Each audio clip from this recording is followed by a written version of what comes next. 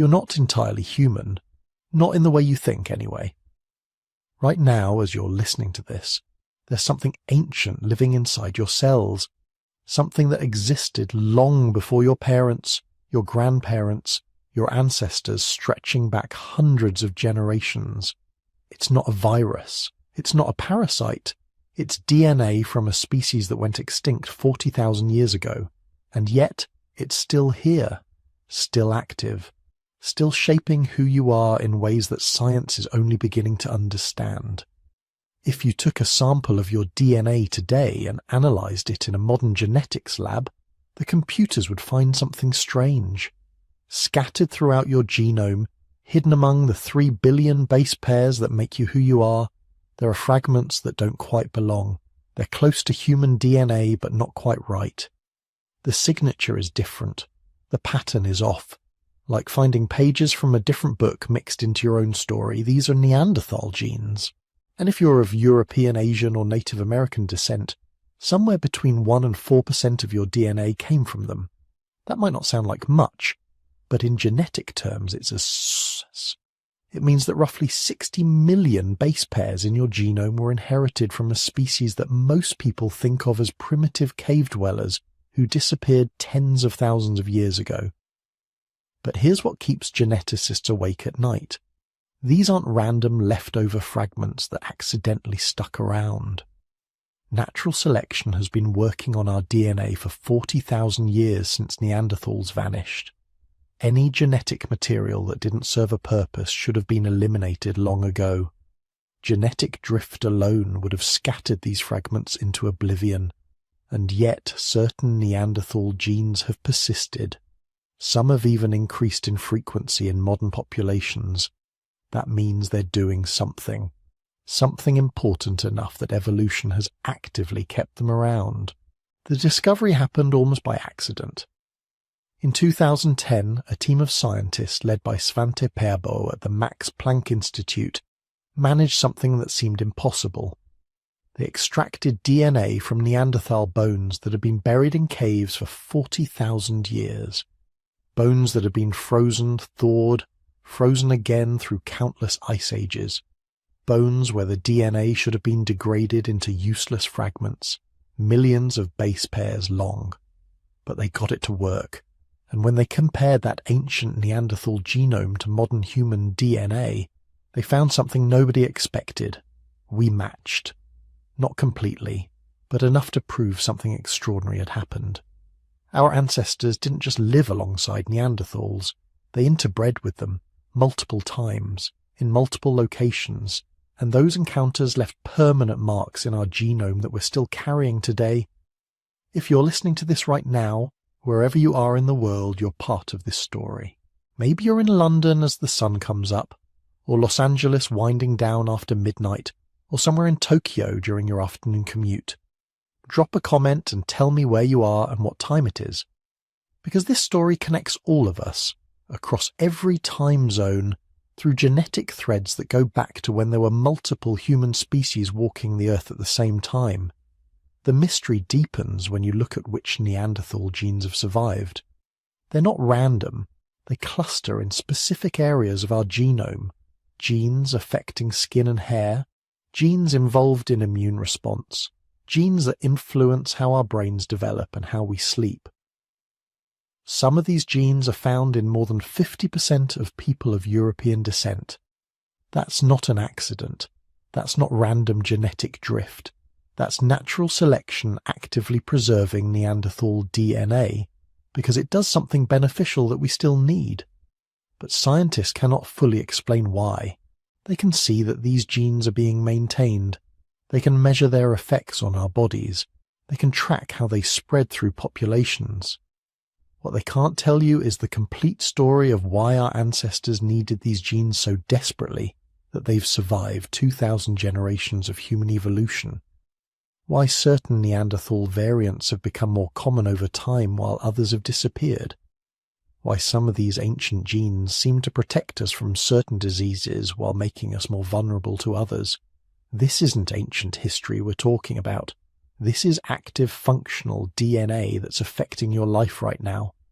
the way your immune system responds to infections, the colour of your skin and hair, how easily you tan, whether you're a morning person or a night owl, your risk for depression, diabetes, even how your body responded if you caught COVID-19.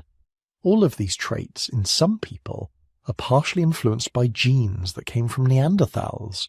The journey ahead takes us from the frozen caves of Siberia, where Neanderthal bones were discovered, to cutting-edge genetics laboratories where scientists are still trying to decode what this ancient DNA is doing inside us.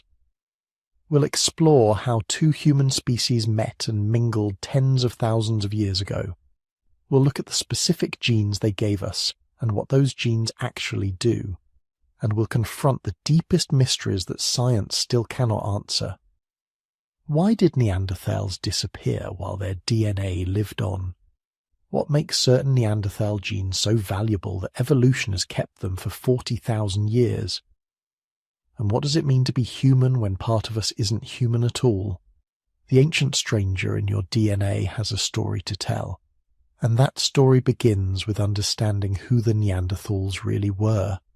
For more than a century, Neanderthals were treated as a joke, the missing link, the brutish caveman, hunched over, dim-witted, barely capable of grunting at each other while they dragged clubs through the dirt. Museum displays showed them as hairy, slouching creatures, more ape than human. Cartoons turned them into punchlines. The very word Neanderthal became an insult meaning stupid, primitive, backwards.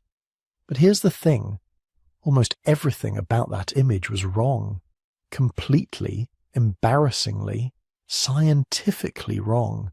And the people who created that myth knew it was wrong even as they were spreading it. The first Neanderthal skeleton was discovered in 1856 in Germany's Neander Valley.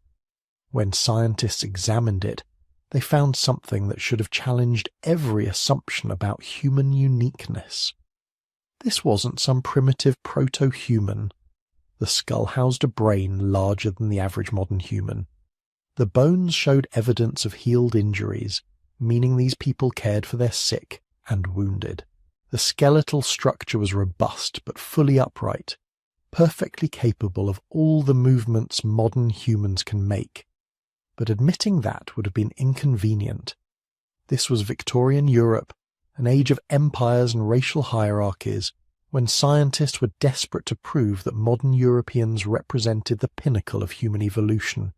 So they reconstructed Neanderthals as brutish and inferior.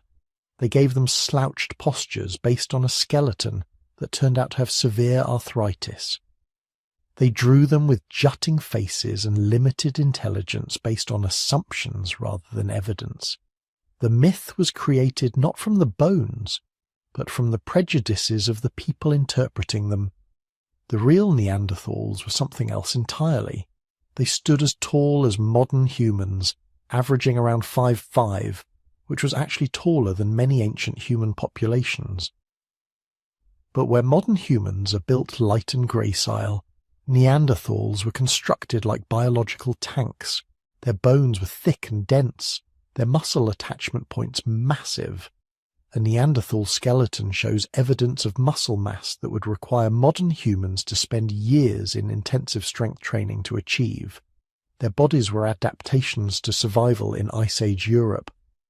Barrel chests provided more interior volume for larger lungs, helping them process the thin, cold air. Short, stocky limbs reduced surface area, conserving heat in environments where winter temperatures regularly dropped below zero and stayed there for months. Their nasal passages were enormous, giving cold air more time to warm and humidify before reaching the lungs. Every aspect of their physiology was optimized for environments that would kill an unprepared modern human in hours. And those brains. Neanderthal cranial capacity averaged 1,600 cubic centimeters. Modern humans average 1,400. They weren't just our equals intellectually. By raw brain size, they exceeded us. Now, brain size isn't everything. Structure and organization matter too. But the idea that Neanderthals were somehow mentally inferior is contradicted by everything we know about their neurobiology. These people dominated Europe and Western Asia for over 400,000 years. Think about that timeline. 400,000 years. Modern humans, Homo sapiens, have only existed for about 300,000 years. Neanderthals were an older, more established species. They had survived multiple ice ages, adapted to dramatic climate swings, and developed technologies sophisticated enough to sustain populations across an enormous geographic range from Western Europe to Siberia, from the Mediterranean coast to the edges of the Arctic Circle. Their tool-making tradition, called the Mousterian culture, shows systematic planning and technical skill. They didn't just chip rocks until something useful appeared. They used prepared core techniques, carefully shaping stones so they could produce multiple identical tools from a single piece of raw material. Each tool was designed for specific purposes: scrapers for processing hides, points for hunting, knives for butchering. This is standardized manufacturing, requiring the ability to visualize end products, plan multiple steps ahead, and pass complex knowledge between generations.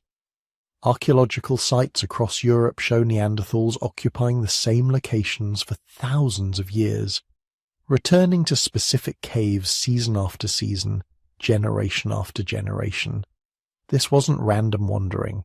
These were people who understood their territories intimately, who maintained cultural traditions across vast stretches of time, who built lives in places that modern humans would find uninhabitable without modern technology.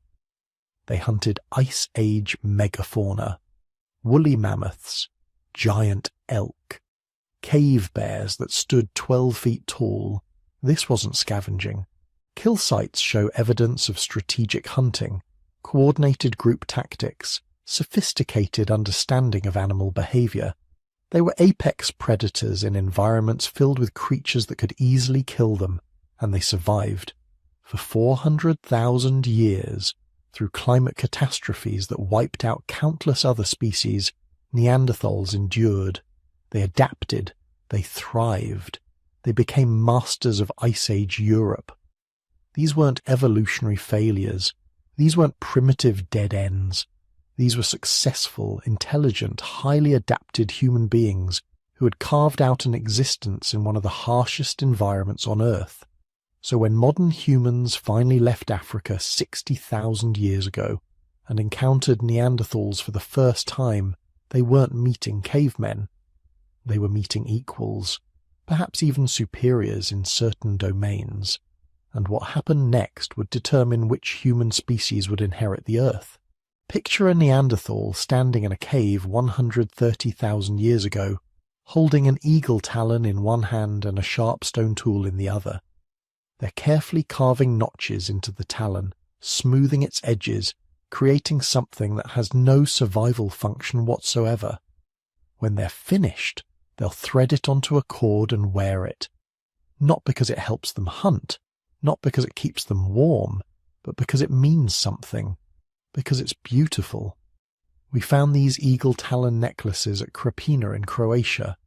8 talons, all from white-tailed eagles, all carefully modified with cut marks showing they'd been strung together as jewellery. They predate the arrival of modern humans in Europe by 50,000 years. There's no way to argue that Neanderthals learned this from us. They were creating symbolic ornaments when our ancestors were still in Africa, possibly doing the exact same thing. This wasn't an isolated case. Neanderthal sites across Europe show evidence of pigment use.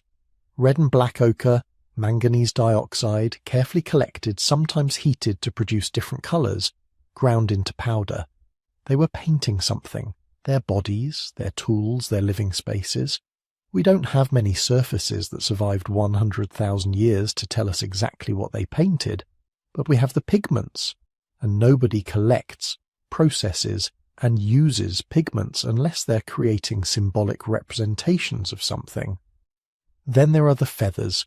Neanderthal sites show evidence of systematic collection of bird feathers, particularly from raptors and corvids. Eagles, hawks, ravens, always the large impressive feathers, always from birds that have symbolic significance in nearly every human culture that came after. They weren't eating these birds. The bones show cut marks only where feathers attach, suggesting they were harvesting plumage for decoration. They were adorning themselves, making themselves look impressive, engaging in the same kind of symbolic self-presentation that humans have practiced for millennia. But the real controversy, the discovery that changed everything, happened in 3 Spanish caves, Maltravieso, Ardales and La Pasiega. Deep inside these caverns, on walls that haven't seen daylight in hundreds of thousands of years, there are paintings, hand stencils, geometric patterns, red dots and lines. Nothing incredibly complex, but undeniably intentional, undeniably art. When they were first discovered, everyone assumed they were made by modern humans. That's what archaeologists have been taught. Cave art equals modern humans, simple equation. But then researchers developed a new dating technique using uranium-thorium decay in the thin mineral crusts that had formed over the paintings, and the dates came back impossible. 64,000 years old. Some estimates go even older. Modern humans didn't reach Spain until 41,000 years ago. These paintings were made 20,000 years before we arrived. Made by Neanderthals.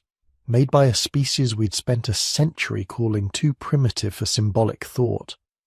The scientific community is still fighting about this. Some researchers argue the dating might be wrong, that perhaps the mineral crusts formed after the paintings, and we're actually dating the cave formations, not the art itself. Others point out that even if the specific dates are debated, the evidence for Neanderthal symbolic behavior is overwhelming. You can argue about one cave, maybe 2. But when the evidence keeps accumulating from dozens of sites across thousands of miles and hundreds of thousands of years, denial starts looking less like skepticism and more like prejudice. And then there are the burials. This is where Neanderthal behavior becomes truly haunting. Because burial of the dead isn't just disposal of bodies, it's acknowledgement of death as something meaningful. It's the first glimmer of existential awareness, the realization that we exist and then we don't, and that this transition matters somehow. Shanidar Cave in Iraq gave us the most famous Neanderthal burial. Multiple individuals carefully placed in specific positions, some showing evidence of having been intentionally covered with soil and stones. One burial, Shanidar 4, was surrounded by flower pollen, lots of it. Multiple species, all plants that would have been blooming at the same time. For decades, researchers debated what this meant. Did Neanderthals place flowers on their dead? Was this evidence of ritual, of grief, of some concept of an afterlife? Some skeptics argued the pollen was intrusive, blown in by wind or brought in by rodents. But the concentrations were far higher around the body than elsewhere in the cave, and analysis of the pollen showed it came from entire flowers, not just scattered grains. Someone gathered those flowers, someone placed them with the dead. Whether this was ritual or simply grief, whether it represented spiritual beliefs or just emotional attachment to a lost family member, we'll never know for certain. But it was intentional, it was meaningful, it was profoundly human. Other Neanderthal burials show similar patterns. Bodies placed in fetal positions, stone tools buried alongside the dead, evidence of grave markers in some cases. This is systematic treatment of the deceased, repeated across multiple sites and tens of thousands of years. This is cultural tradition, passed down through generations. This is people who understood death and decided it required ceremony. But perhaps the most remarkable evidence for Neanderthal cognitive sophistication comes from a tiny bone found in Israel. The hyoid bone, a delicate horseshoe-shaped structure that sits in the throat and anchors the muscles used in speech. Modern humans have a distinctively shaped hyoid that supports our complex vocal abilities. For decades, researchers assumed Neanderthals must have had differently shaped hyoids, that their vocal anatomy must have been more limited than ours. Then they found one, and it was virtually identical to ours. Every proportion, every muscle attachment point, perfectly configured for the same kind of complex speech modern humans produce. Combined with genetic analysis showing Neanderthals had the same FOXP2 gene variant associated with language ability in modern humans, the evidence suggests they could speak, not grunt, not make simple sounds, actually speak with the same vocal range and complexity we use. They probably had language, vocabulary, grammar, syntax, the ability to convey abstract concepts, tell stories, share knowledge that couldn't be demonstrated physically, and maybe they had music. Several Neanderthal sites have yielded what appear to be bone flutes, hollow bird bones with carefully drilled holes positioned at specific intervals. The most famous, found in Slovenia, has 4 holes aligned in a pattern that could produce multiple tones. Skeptics argue these might be natural formations or bones damaged by animal teeth. But statistical analysis of the hole placement shows they're far more regular than random damage would produce. And experimental archaeology has shown these instruments can produce clear musical notes. Did Neanderthals sit around fires making music? Did they have songs? Did children learn melodies from their parents the same way modern human children do? We can't know for certain. But the possibility hangs in the air like a half-remembered dream. A people who decorated themselves with feathers and jewellery, who painted in caves, who buried their dead with flowers, who could speak and possibly sing. These weren't the cavemen of popular imagination. These were people living lives rich with meaning and symbol and tradition, which raises an uncomfortable question. How many of our assumptions about intelligence and consciousness are simply wrong? We've spent centuries assuming that modern humans represent some pinnacle of cognitive evolution, that our way of thinking is somehow superior to all other species. But what if intelligence and awareness come in forms we don't recognize? What if Neanderthals perceived and understood the world in ways we can barely imagine, not because they were less advanced, but because they were different? What if we destroyed something irreplaceable when they disappeared? Not just a species, but an entire way of being human that we'll never fully understand because we weren't wise enough to preserve it. So imagine this moment, 60,000 years ago, give or take a few thousand years. A small group of modern humans, maybe 50 people, maybe 100, crossing from Africa into the Arabian Peninsula. They're following animal migrations, tracking resources, doing what their ancestors had done for millennia. Except this time they don't stop. This time they keep going. North into the Levant, east toward Asia, eventually west into Europe. They're entering territories that haven't been empty.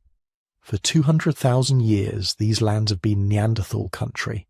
Homelands occupied by people who knew every water source, every seasonal migration route, every cave that provided shelter during storms. People who had adapted to these environments so perfectly that their very bones had been reshaped by natural selection. And then one day, probably in the Levant, somewhere in what's now Israel or Lebanon, the two species met. Think about what that moment must have felt like. You're a Neanderthal hunter, tracking game through familiar territory. You've walked this valley 1,000 times. Your father taught you where the good flint outcrops are. Your grandmother told you stories about the winter her family sheltered in that cave over there. This is your land in every meaningful sense, and then you see them. People, but not your people. Similar but wrong.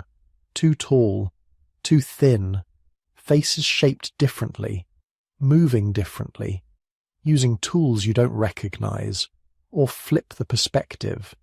You're a modern human who's been walking for weeks through empty grasslands. Your group is tired, low on water, worried about finding the next reliable food source. Then you crest a ridge and see smoke rising from a valley below. People. But when you get closer, something's off. They're built like wrestlers, massively muscled, with faces that protrude in ways your peoples don't. They're using spears you've never seen before, making sounds that might be language but you can't quite understand. What do? Do you approach? Do you run? Do you hide and watch? The archaeological evidence suggests all of these things happened at different times and places. The Levant shows something remarkable. Stratified cave deposits where Neanderthal artifacts and modern human artifacts alternate over tens of thousands of years. This site has Neanderthal tools. A few thousand years later, modern human tools. Then Neanderthal tools again. Back and forth, like the two species were playing a very slow game of musical chairs with the same territories. This pattern suggests something important. These encounters weren't always violent. If every meeting ended in warfare, in one side exterminating the other, you wouldn't see this kind of peaceful alternation. You'd see one set of artifacts abruptly replacing the other, signs of burning and destruction. Instead, the evidence looks more like both groups were using the same spaces at different times. Maybe seasonally. Maybe whenever one group's population grew too large and they needed to expand. The other group simply moved elsewhere, avoiding conflict. Maybe they had some kind of agreement, some way of negotiating territory without constant bloodshed. But that doesn't mean it was always peaceful. Some sites show evidence of violence. Neanderthal remains with injuries that look like they came from human weapons. Modern human skeletons with trauma patterns, suggesting conflicts with something, someone. Competition for resources has been a driver of human violence for as long as humans have existed. There's no reason to think these encounters were immune to that reality. The truth is probably complicated, probably variable. Some groups might have been hostile to outsiders by default, attacking on sight. Others might have been curious, cautious, willing to establish some kind of coexistence. Individual personalities would have mattered. A generous Neanderthal leader might have allowed modern humans to hunt in their territory. A paranoid one might have driven them off with threats of violence. Same with modern human groups encountering Neanderthals. But here's what's fascinating. Despite the potential for violence, despite the competition for resources, there's also evidence of something else. Something that suggests at least some of these encounters were far more intimate than anyone expected. Archaeological sites in the Levant show something peculiar. Modern human sites with Neanderthal tool styles. Neanderthal sites with modern human innovations. This isn't convergent evolution. Isn't two groups independently inventing the same technology. The timing and distribution are too precise. This is cultural exchange. This is one group watching the other and thinking, that's clever, we should try that. This is learning across species lines. Maybe it happened through observation. Modern humans watching from a distance as Neanderthals manufactured their distinctive Mousterian tools, then trying to replicate the technique. Neanderthals noticing the more efficient blade production methods modern humans used and adapting them. No direct contact required, just proximity and intelligence. Or maybe it was more direct. Maybe there were moments of actual cooperation. A Neanderthal group and a modern human group both hunting the same migrating herd, deciding it was more profitable to work together than to fight. Brief alliances forming during resource scarcity, then dissolving when conditions improved. Temporary camps shared during harsh winters when survival mattered more than tribal identity. Trade is possible too. Both species used pigments for decoration. Both valued certain types of stone for tool-making. If a Neanderthal group controlled access to high-quality flint outcrops, and a modern human group had access to good sources of ochre, exchange makes sense. You don't need sophisticated language to trade. You need gestures, demonstrations, the universal human understanding that giving something can create obligation, relationship, connection. But the most remarkable evidence wasn't discovered in ancient tools or cave paintings. It was discovered in a laboratory in Leipzig, Germany, in 2010, when a team of geneticists successfully sequenced the Neanderthal genome and compared it to modern human DNA. They were expecting to find differences, genetic markers that clearly separated the two species, evidence that would help explain why we survived and they didn't. What they found instead was impossible. Neanderthal DNA in modern humans. Not a little. Not a trace amount that could be explained by ancient shared ancestry. Actual Neanderthal genetic sequences showing up in people alive today. 1 to 4% of the genome of everyone of non-African descent is Neanderthal. This could only mean one thing. Modern humans and Neanderthals didn't just meet. They interbred. They had children together. Children who survived, who reproduced, who passed on genetic material from both species to every generation that followed. Think about what this means. Somewhere in the Levant, perhaps 55,000 years ago, a modern human and a Neanderthal formed a relationship intimate enough to produce offspring. Maybe it was love. Maybe it was something darker, violence and coercion. Maybe it was simple pragmatism, a way to forge alliances between groups. Maybe it was curiosity, attraction, the same forces that draw humans together across any cultural boundary. However it happened multiple times. The genetic evidence shows several distinct episodes of interbreeding, not just one event, but repeated encounters over thousands of years. Modern humans and Neanderthals living in proximity long enough for relationships to form, children to be born, and hybrid populations to integrate back into both parent species. The children of these unions must have been remarkable. Hybrids carrying genetic adaptations from two different evolutionary paths. Neanderthal cold weather adaptations combined with modern human cognitive traits. The best survival tools from both species merged in a single individual. And here's the stunning part. Those children weren't sterile evolutionary dead ends. They survived. They thrived. They contributed genetic material that spread through the entire modern human population outside Africa. Every person with European, Asian, or Native American ancestry carries pieces of the Neanderthal genome, genes that helped our ancestors survive ice ages, resist diseases, adapt to new environments. We didn't just meet Neanderthals. We merged with them, absorbed them, became something neither species was before. The story of human evolution isn't a simple linear progression from primitive to advanced. It's a braided river, multiple streams flowing together, separating, rejoining.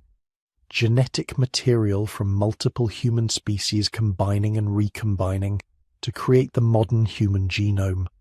Those first encounters weren't the end of a story. They were the beginning of something we're still trying to understand, something that lives inside every one of us, written in the very structure of our DNA. The discovery happened in fragments, literally. Picture this. You're a geneticist trying to extract DNA from bones that have been buried for 40,000 years, not bones that were carefully preserved in controlled conditions, bones that spent millennia in caves, exposed to water, bacteria, temperature fluctuations, and countless other forces of decay. Every single day that passed since that individual died, their DNA was degrading, breaking down into smaller and smaller pieces, being contaminated by bacteria, fungi, and the DNA of every organism that came into contact with those remains. By the time you get your hands on those bones, the DNA isn't an intact genome anymore. It's shattered into millions of fragments, most of them shorter than 100 base pairs, mixed in with DNA from every microbe that colonized the bones over the past 40 millennia. Finding actual Neanderthal DNA in that mess is like trying to reassemble a book that's been put through a shredder, then mixed with the shredded remains of 1,000 other books, then left outside for 40,000 years. That was the challenge facing Svante Pääbo and his team at the Max Planck Institute for Evolutionary Anthropology in Leipzig, Germany. For over a decade, they'd been working on the seemingly impossible problem of sequencing ancient DNA. They'd had some success with shorter timeframes, extinct animals from a few thousand years ago, but Neanderthals? That was in a completely different category of difficult. The technical obstacles were staggering. Ancient DNA is chemically modified by time, damaged in ways that make standard sequencing techniques fail. You need new methods, new technologies, new approaches to every step of the process. Extraction techniques that can recover fragments too degraded for conventional methods. Sequencing technologies sensitive enough to read DNA from samples where 99% of the genetic material comes from contaminating organisms. Computer algorithms sophisticated enough to distinguish genuine ancient sequences from modern contamination. They worked on it for years, developing techniques, testing approaches, failing, learning, trying again, getting better at extracting DNA, getting better at filtering out contamination, slowly, painstakingly, building up libraries of Neanderthal genetic sequences from multiple individuals, multiple sites across Europe. Then in 2010 they published their results. The first draft sequence of the Neanderthal genome, not complete, full of gaps, but substantial enough to allow meaningful comparisons with modern human DNA. The scientific community was electrified. Here, finally, was a way to answer questions that had been debated for decades. How different were Neanderthals from modern humans? Were we really separate species or just divergent populations? When did our lineages split? Could we have interbred? Pääbo's team ran the comparisons. Neanderthal DNA versus modern human DNA from populations around the world. They were looking for differences, for genetic markers that would help explain the evolutionary relationship between the two species. What they found shocked everyone. Modern humans of European and Asian descent showed something impossible. Small sections of their genomes that were more similar to Neanderthal DNA than to DNA from modern Africans. The only explanation was a recent gene flow, interbreeding, not hundreds of thousands of years ago when the species first diverged, but recently within the time frame when modern humans and Neanderthals coexisted in Europe and the Middle East. The numbers were stunning, 1 to 4%. That's how much of the genome of non-African humans comes directly from Neanderthals. It sounds small, just a few percentage points. But in terms of actual genetic information, it's enormous. The human genome contains about 3 billion base pairs. 1% of that is 30 million base pairs. Enough genetic information to fill several large books. That's how much Neanderthal DNA modern humans carry. Not everyone believed it at first. The initial reaction from many scientists was skepticism. Ancient DNA studies had a history of contamination problems. Were they really looking at genuine Neanderthal sequences, or had modern human DNA somehow contaminated the samples? Maybe lab workers handling the bones, maybe DNA from researchers who excavated the sites, maybe environmental contamination from humans who'd visited the caves in recent centuries. Pääbo's team had anticipated this. They'd developed stringent contamination controls. They'd sequenced DNA from multiple Neanderthal individuals from different sites across Europe. They'd used statistical methods to identify and exclude any sequences that looked like modern contamination. Most importantly, they'd found Neanderthal DNA, sequences that were different from any modern human, but those unique sequences still showed up in the genomes of modern Europeans and Asians. There was no escaping the conclusion. Neanderthals and modern humans had interbred. The evidence was written in our genes, but the discovery raised as many questions as it answered. If only 1 to 4% of non-African DNA is Neanderthal, that suggests interbreeding was relatively rare. Maybe just a few encounters, a few hybrid children who survived and reproduced. So why does so much Neanderthal DNA persist? Think about it. If you have a rare interbreeding event 55,000 years ago, the DNA from that event should be diluted more with every generation. One hybrid child contributes 50% Neanderthal DNA to their offspring. But those offspring breed with modern humans, and their children are only 25% Neanderthal. The next generation, 12.5%. After just a dozen generations, the Neanderthal contribution would be less than 0.1%. After 2,000 generations, it should be essentially gone, washed out by the overwhelming tide of modern human genetic material. Yet, it persists. Not just traces, but substantial chunks of functional Neanderthal DNA. Genes that code for actual proteins that affect skin color, hair texture, immune function, metabolism. This DNA didn't persist by accident. It persists because it provides advantages, because natural selection actively maintained it in the modern human population. This is where the story gets really interesting. Those rare encounters between modern humans and Neanderthals didn't just produce curiosities, hybrid children who might have struggled to fit into either society. They produced evolutionary advantages. Neanderthals had been living in Europe and Western Asia for 200,000 years. They'd adapted to local diseases, local climates, local environmental challenges in ways modern humans hadn't. They carried genetic variants that helped them survive in Ice Age Europe. When modern humans arrived from Africa, they were walking into unfamiliar territory. New diseases, new climates, new pathogens their immune systems had never encountered. The children of mixed unions inherited some of the Neanderthal adaptations. They were better equipped to survive European diseases, better adapted to cold weather, better able to process local foods, and those advantages meant they left more offspring. Generation by generation, the beneficial Neanderthal genes spread through the modern human population. Not all Neanderthal DNA, though.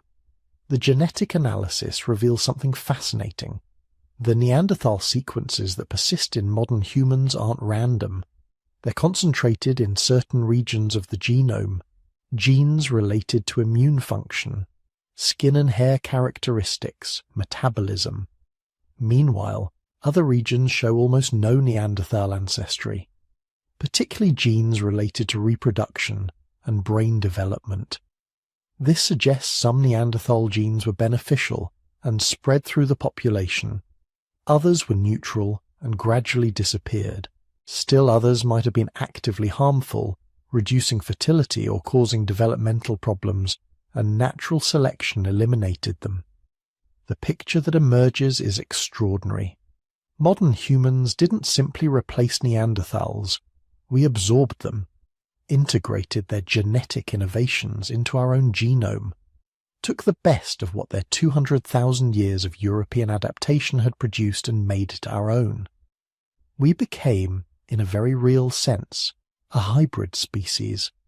Not purely modern human, but a fusion of modern human and Neanderthal, combining genetic material from two different evolutionary paths.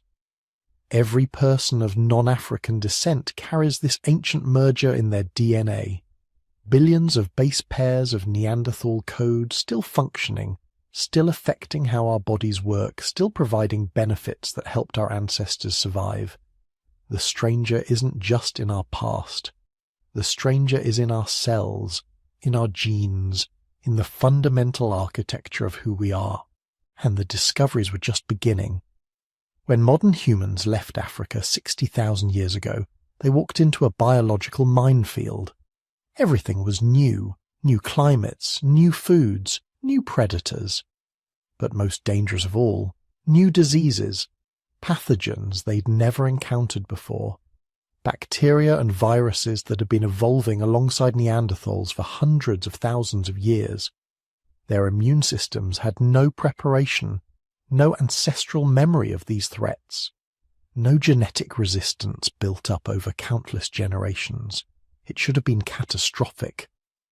History shows us what happens when populations encounter unfamiliar diseases. When Europeans reached the Americas, they brought smallpox, measles, and influenza, diseases their immune systems had adapted to over millennia. The indigenous populations, who had no prior exposure, were devastated. In some regions, 90% mortality. Entire civilizations collapsed, not from warfare, but from pathogens their bodies couldn't fight. That's what modern humans faced in Europe. Walking into an ecosystem of disease they'd never experienced. Facing immune challenges that should have stopped their expansion before it really began. But it didn't happen that way. The expansion was successful. Modern humans not only survived but thrived. They spread across Europe, replaced or absorbed Neanderthal populations, and established themselves as the dominant human species across multiple continents. So what was different? The answer was hidden in one of the most sophisticated parts of our genome, the human leukocyte antigen system, HLA for short. This is your immune system's early warning network, the genetic machinery that helps your body distinguish self from foreign, friend from threat, harmless protein from deadly pathogen. Here's how it works. Every cell in your body displays protein fragments on its surface, little molecular flags that tell your immune system what's going on inside. When a virus infects a cell, viral proteins get processed and displayed on the surface. Your immune T cells patrol constantly, checking these displays. When they spot something foreign, something that doesn't match your HLA templates, they trigger an immune response. The infected cell gets destroyed before the virus can replicate. The effectiveness of this system depends entirely on diversity. The more varied your HLA genes, the more different pathogens you can recognize and fight. It's like having a broader library of mug shots. The more variants you carry, the more likely you'll recognize a new threat when it shows up. Evolution generally maintains HLA diversity through something called balancing selection. Rare variants provide advantages because they can recognize pathogens that common variants miss. This keeps multiple versions circulating in the population rather than one variant dominating. But even with balancing selection, it takes thousands of generations to develop HLA variants specifically adapted to local diseases. Modern humans arriving in Europe didn't have thousands of generations. They had right now. They needed immune adaptations to European pathogens immediately, or they'd die before they could reproduce. Neanderthals, meanwhile, had been living in Europe and Western Asia for 300,000 years. Their immune systems had been adapting to local pathogens for 12,000 generations. They'd encountered every bacterial infection, every viral outbreak, every parasitic disease that had swept through European populations during that entire span. Natural selection had relentlessly refined their HLA genes, favouring variants that could recognise and fight the specific pathogens of Ice Age Europe. When modern humans and Neanderthals interbred, something remarkable happened. The hybrid children inherited Neanderthal HLA variants. Suddenly they had immune genes already adapted to European diseases. They could fight infections that killed their purely modern human cousins. They survived, they reproduced, and those Neanderthal immune genes spread. The genetic evidence for this is overwhelming. When scientists analysed which Neanderthal DNA segments persist most strongly in modern populations, HLA genes topped the list. In some modern European populations, up to 50% of HLA variants can be traced directly to Neanderthal ancestry, not 1 or 2%. 50%. Half of one of the most important immune system genes comes from our extinct cousins. This isn't random genetic drift. This is natural selection operating at maximum intensity. These genes spread because they provided massive survival advantages. Having Neanderthal HLA variants might have meant the difference between surviving a bacterial infection and dying from it, between weathering a viral outbreak and succumbing to it, between leaving children who carried your genes forward or ending your lineage entirely. But the immune system transfer went beyond just HLA genes. Modern humans also inherited Neanderthal variants affecting innate immunity, the first line of defense against infection. Genes that control inflammatory response, genes that recognize bacterial cell walls, genes that help fight off viral infections before adaptive immunity even kicks in. One particularly interesting set of genes affects toll-like receptors. These are proteins that sit on immune cell surfaces and recognize common features of bacterial and viral pathogens. When they detect an infection, they trigger inflammation and alert the adaptive immune system. Neanderthal variants of these genes show up at high frequencies in modern populations, suggesting they provided significant advantages against European infections. The transfer was so effective that some researchers call it adaptive introgression. Introgression is the technical term for when genes flow from one species into another through interbreeding. Adaptive introgression means those genes spread because they provide fitness advantages. The interbreeding wasn't just a curiosity, it was an evolutionary shortcut. Modern humans acquired 300,000 years of European immune adaptation in a single generation through hybridization. But there's a dark side to this gift, a price we're still paying today. Those same Neanderthal immune genes that helped our ancestors survive European diseases also make modern humans more susceptible to certain autoimmune conditions. Genes that trigger aggressive inflammatory responses are great when you're fighting off deadly infections. Not so great when they overreact to harmless substances or start attacking your own tissues. Neanderthal genetic variants have been linked to increased risk of allergies, asthma, type 2 diabetes, Crohn's disease, various autoimmune disorders. The same hyperactive immune response that killed bacteria before they could establish infections also makes some people's immune systems attack pollen, dust mites, or their own intestinal lining.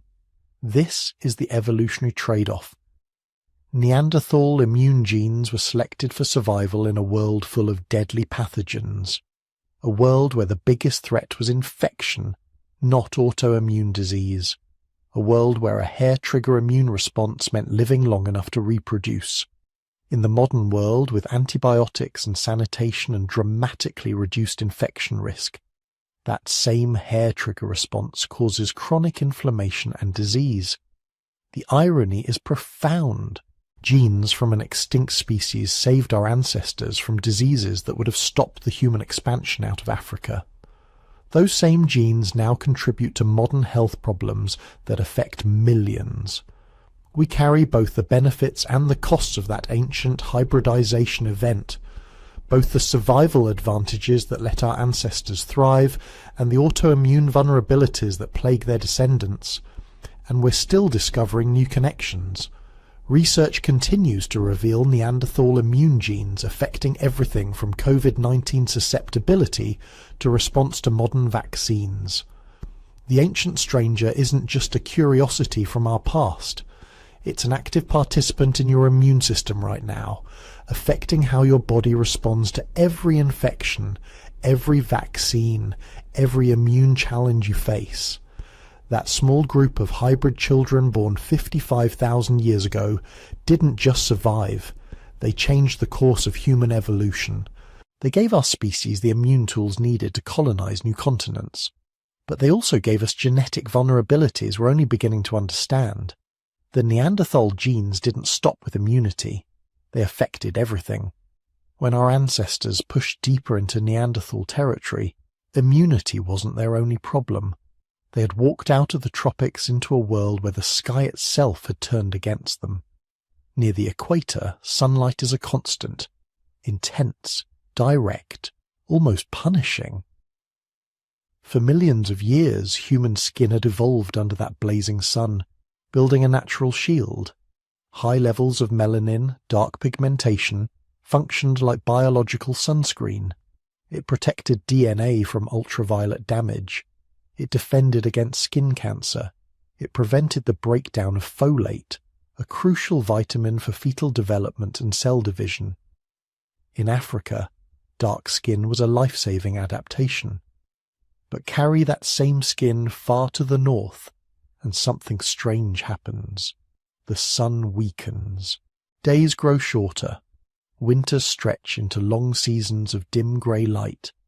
The atmosphere filters out more ultraviolet radiation before it reaches the ground. The same pigment that once protected you now becomes a barrier. Melanin blocks UVB rays, the very wavelengths your skin needs to synthesize vitamin D. And vitamin D is not optional. It's essential for bone growth, immune function, brain development. Without enough, children develop rickets. Bones soften and bend. Pelvises deform. In women, that can mean fatal complications in childbirth. In men and women alike, it means fragile skeletons in a world where every fall, every hunt, every struggle for survival demands physical resilience. Your ancestors had changed continents, but their skin hadn't caught up yet. Neanderthals, however, had been living in these low-light environments for hundreds of thousands of years. They had already done the evolutionary work. Their bodies had negotiated a new deal with the northern sun. When scientists started comparing Neanderthal genomes with those of modern humans, certain patterns jumped out. Among the most striking were variants in genes controlling pigmentation. Genes like MC1R, SLC24A5, SLC45A2, and others involved in how melanin is produced, distributed, and regulated in the skin and hair. Some of these Neanderthal variants are associated with lighter skin, others with variations in hair color, reddish tones, lighter browns, maybe even blonde shades in some individuals. Neanderthals were not a uniform population of identical cave dwellers. They were as varied as we are, and that variation included how they looked. In a northern climate, these lighter pigmentation patterns carry a simple, brutal logic. Less melanin means more UVB penetrates the skin. More UVB means more vitamin D production, even under weak winter sun. In an environment where every photon counts, paler skin isn't cosmetic, it's survival technology. When modern humans and Neanderthals interbred, they didn't just swap immune system tricks. They traded light processing hardware. Hybrid children who carried Neanderthal pigmentation variants had an edge. Their bodies converted the thin northern sunlight into vitamin D more efficiently. Their bones mineralized properly. Their skeletons grew strong. Their pelvises formed correctly.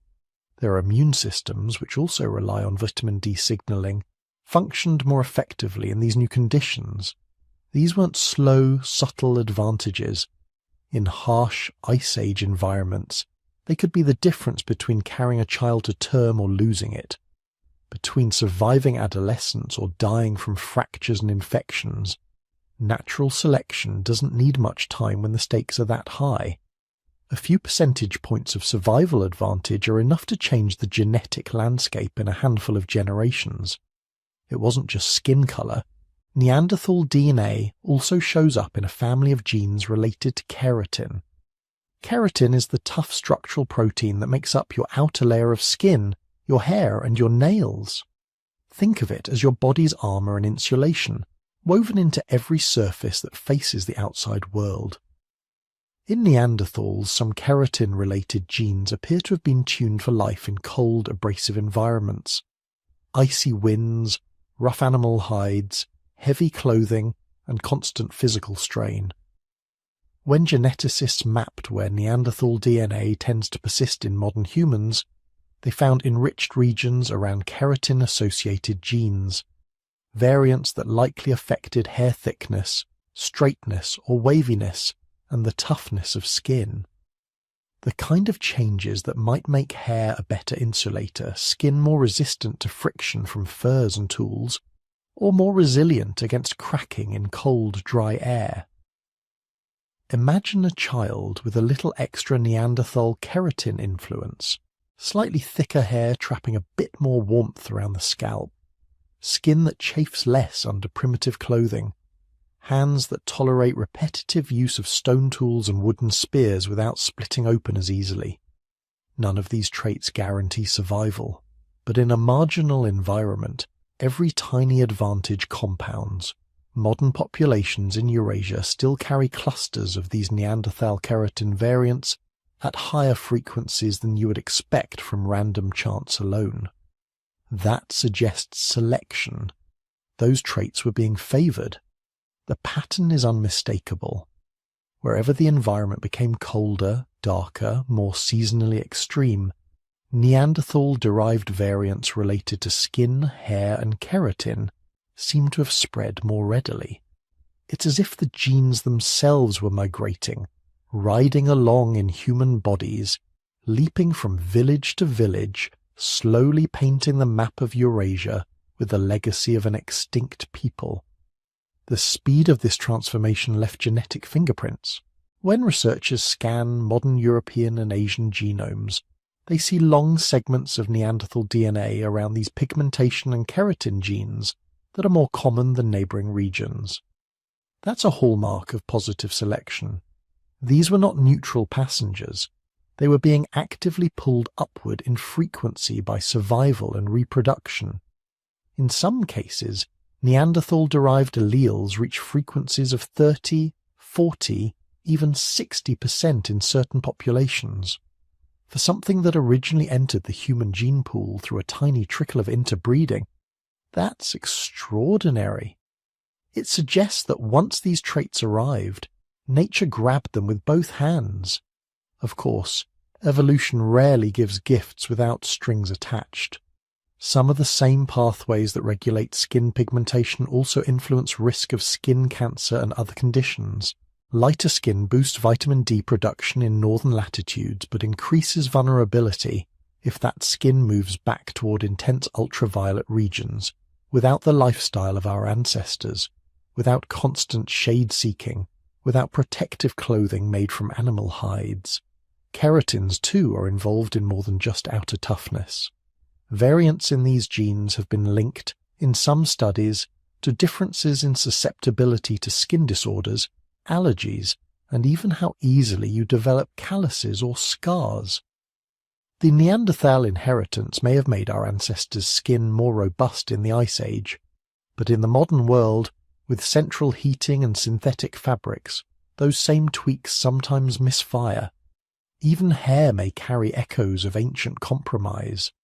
Some Neanderthal-linked variants are associated with straight hair in East Asian populations, with texture differences in Europeans, with subtle shifts in how hair grows and sheds across seasons. Today, these variations are mostly aesthetic, but their roots lie in survival.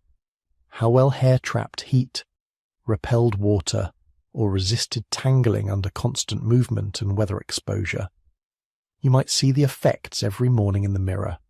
If you have lighter skin and your ancestry traces back to Europe or parts of Western Asia, some portion of your pigmentation machinery may have Neanderthal origins.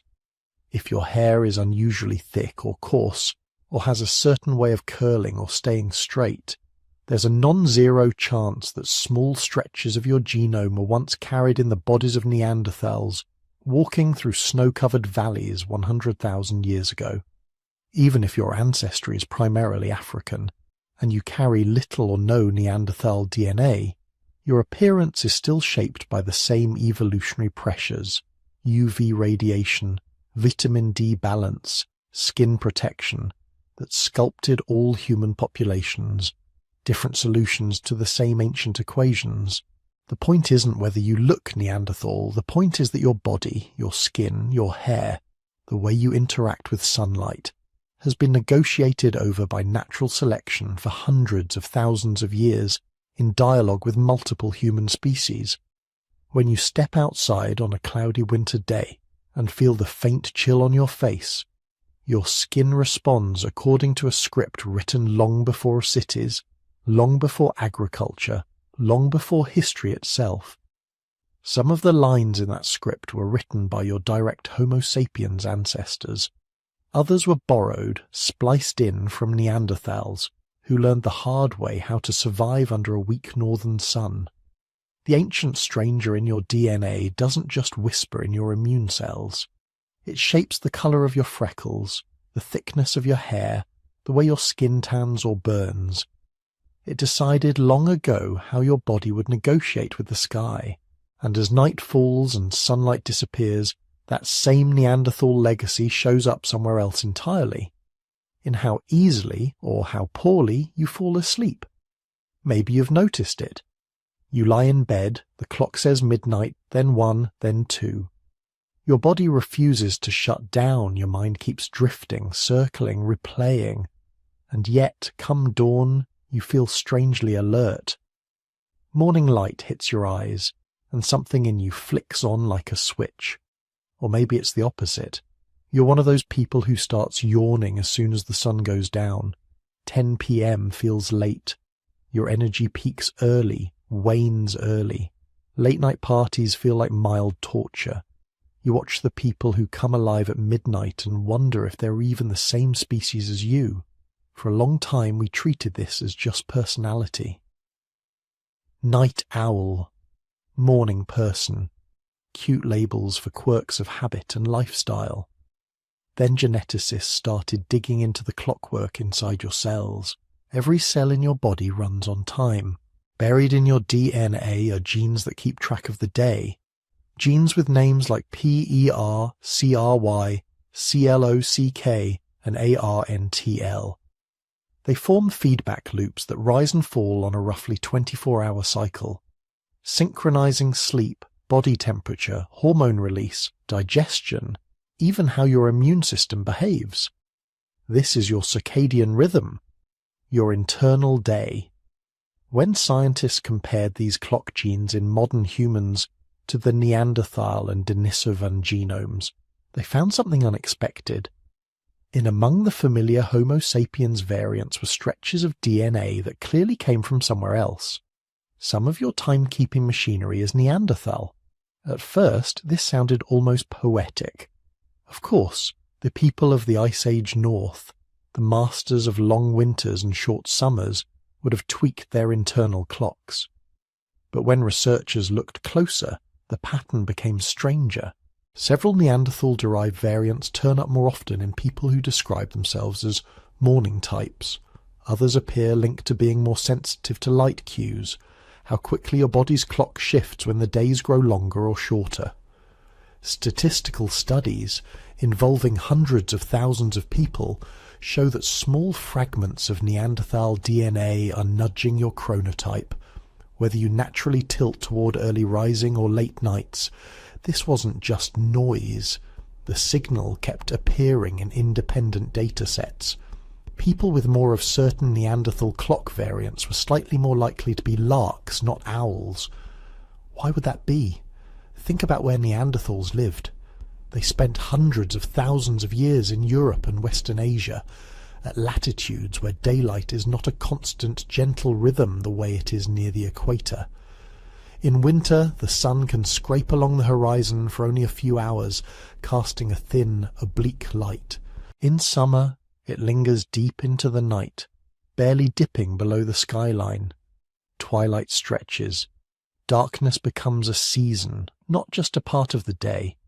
If you take a body whose timekeeping evolved in the tropics, where day and night are nearly equal all year round, and you drop it into this world of extremes, the old schedule breaks. Wake with the sun, sleep with the dark. What happens when there is almost no sun, or almost no dark? Neanderthals had to solve this problem because their survival depended on it. Hunting large animals requires coordination. You can't stumble around half asleep in the thin window of usable light. You need your group awake, alert, synchronized, when conditions are right, even if that means waking before sunrise or staying restless through the long, shimmering evenings of a northern summer. One idea is that Neanderthal clock genes became more tightly coupled to tiny changes in light. As soon as dawn began to smear the sky with grey, their timekeeping machinery might have shifted into day mode. Melatonin, the hormone that signals night, would shut down faster. Cortisol and other wake-promoting signals would ramp up sooner. Those with this trait would be on their feet earlier, ready to exploit every minute of weak light. In that world, morning person isn't a preference, it's an adaptation. Another possibility is that Neanderthals diversified their sleep strategies.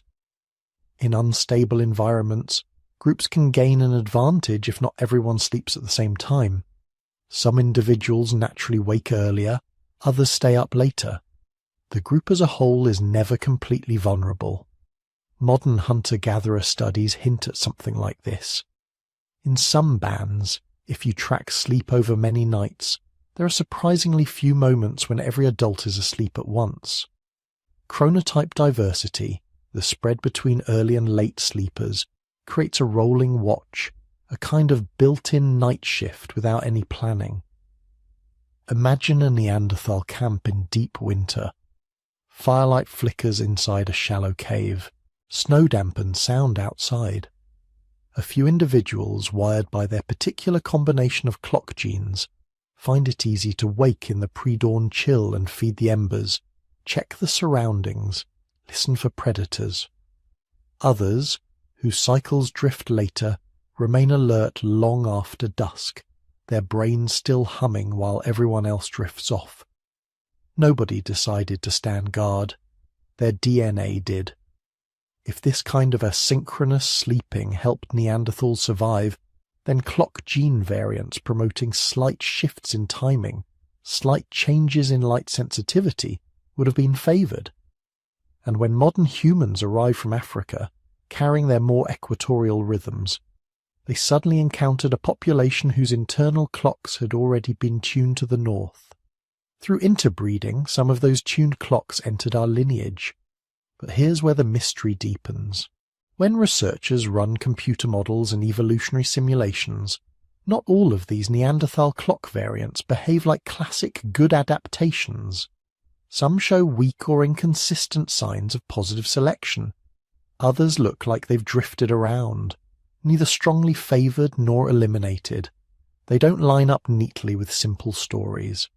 If being a morning person was always advantageous in the north, why didn't one optimal variant sweep through entire populations?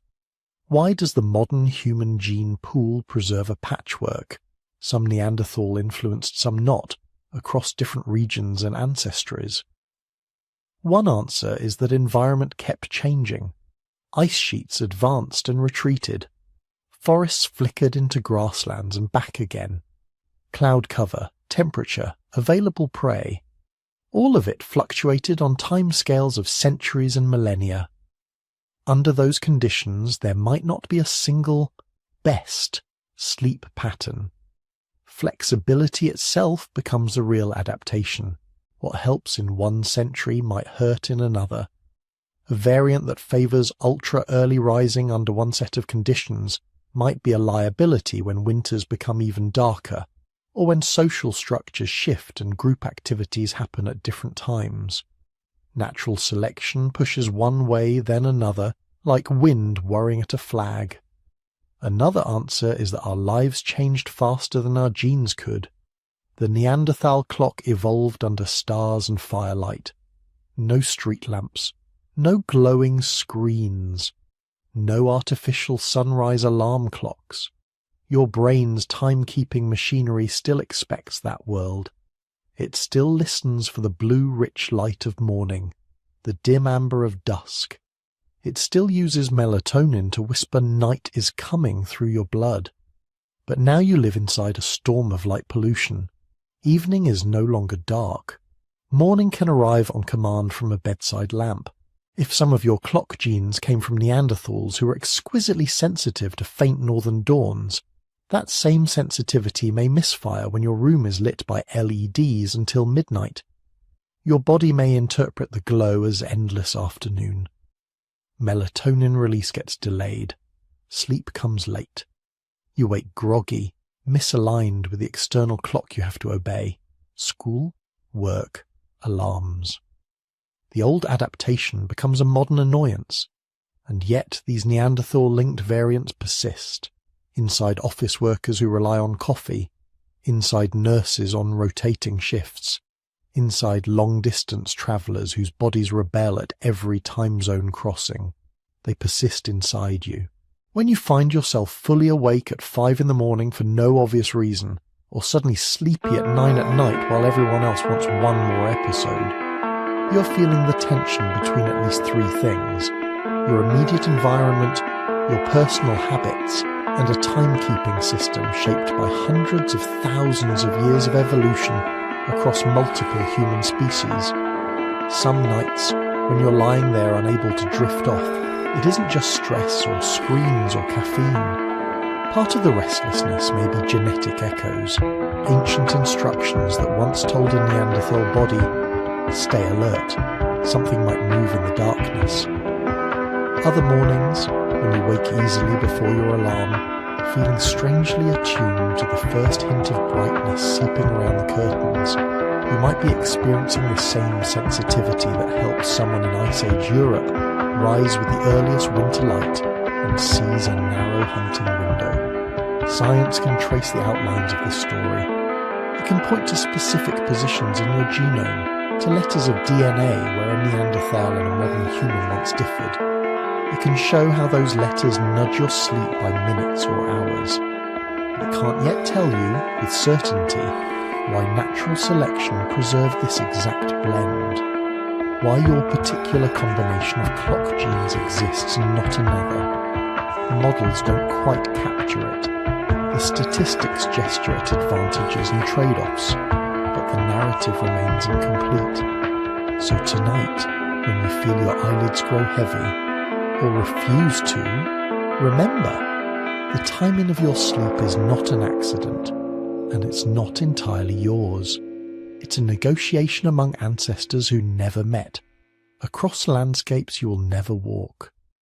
Part of your circadian rhythm was written by people who watched auroras ripple across glacial skies, by hunters who measured seasons by the angle of the sun on snow. Their days ended long ago. Their nights are still inside you. If Neanderthals could leave their mark on when you sleep, it raises a deeper, stranger possibility. What if they also left fingerprints on how you think?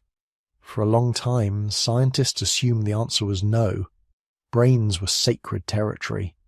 The idea that bits of Neanderthal DNA might be quietly shaping modern human cognition sounded like science fiction. Or worse, an excuse for people to tell bad stories about primitive and advanced minds. Then the brain imaging studies started. In one set of experiments, researchers took thousands of modern humans, scanned their brains, and compared the images to their genomes. Not just looking at one gene here or there, but sifting through millions of genetic variants, including the ones we know came from Neanderthals. The results were unsettling. Certain Neanderthal-derived variants were consistently associated with subtle differences in brain structure, not bigger or smaller in some cartoonish way, but changes in how regions were shaped and connected. Slight shifts in the thickness of the cerebral cortex, tiny alterations in the curvature of the skull, differences in the way white matter tracks, the brain's wiring, ran between regions involved in language, memory, and spatial reasoning. It wasn't a transformation. Nobody grew a Neanderthal brain in a Homo sapiens skull, but the data suggested that in some people, little fragments of archaic DNA were nudging brain development in specific directions. One particularly debated finding involves the shape of the back of the skull. If you've seen a reconstruction of a Neanderthal, you might remember that classic bun at the rear of the head, a bulging, elongated dome where their enormous brains tucked into thick bone. Modern human skulls, by contrast, tend to be more rounded, with different proportions front to back.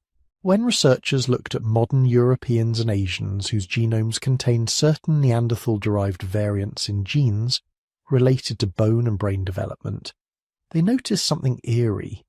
The overall pattern of brain case shape shifted, ever so slightly, toward a more Neanderthal-like outline. Not enough to see in the mirror, not enough for anyone to point at your silhouette and say, "Ah, there it is," but enough to show up in statistics, enough to suggest that some of the genes which once helped shape Neanderthal skulls are still doing quiet work inside modern heads. Other variants have been tied to the organization of the cerebral cortex itself, how different regions divide up tasks like integrating sensory information, managing attention, or planning complex actions. In some datasets, Neanderthal segments appear overrepresented in regions involved in visual processing and spatial navigation. In others, they seem connected to networks that regulate mood and internal thought. And that's where the story takes an even more intimate turn. Because when geneticists overlay these Neanderthal-derived variants with massive health databases, where volunteers have logged everything from their medical history to their mental health, they find more than just differences in skull shape. They find associations with how people feel. Some Neanderthal DNA fragments show up slightly more often in people diagnosed with major depression.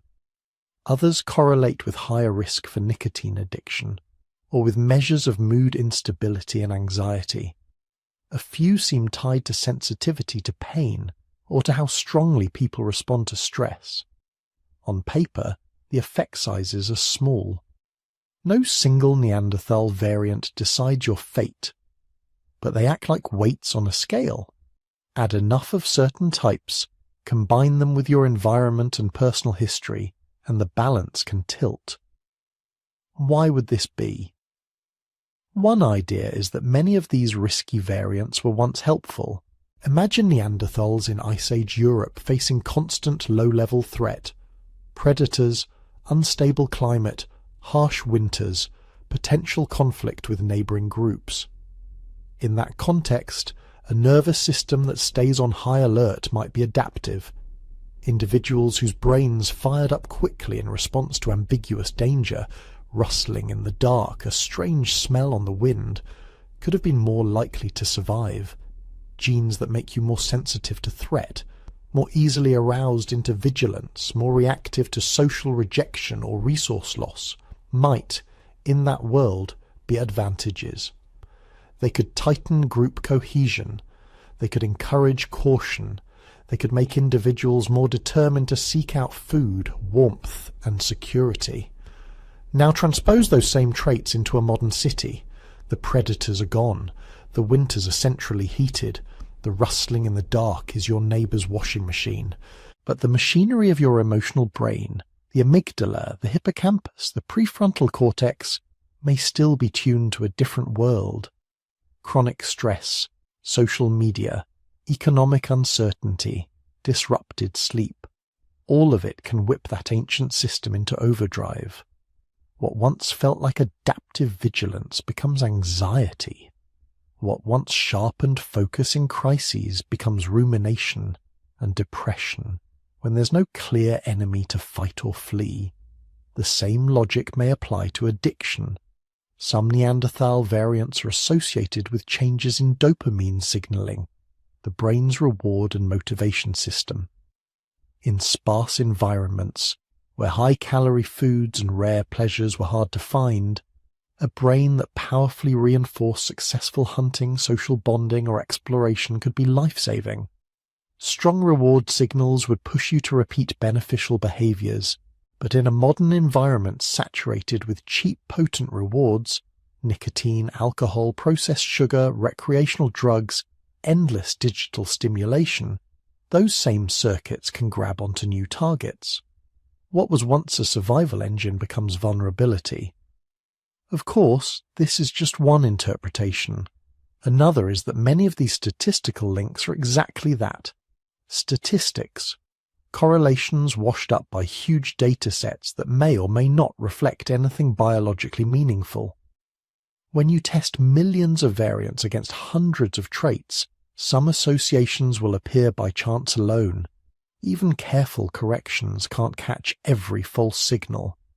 And even when the signal is real, its meaning is slippery. If a Neanderthal-derived variant is associated with both increased creativity and increased risk of bipolar disorder, what story do we tell? Is it a mental illness gene, a creativity gene, a Neanderthal gene, Or is it simply a small tweak to neural plasticity or emotional intensity that plays out differently depending on upbringing, culture, and chance? This is where scientists disagree most fiercely. Some argue that these Neanderthal brain-related variants are crucial to understanding why modern human populations differ, on average, in their susceptibility to certain psychiatric conditions. Others caution that we're still staring at shadows on the wall, interpreting blurry outlines as faces. The sample sizes, while large, are not infinite.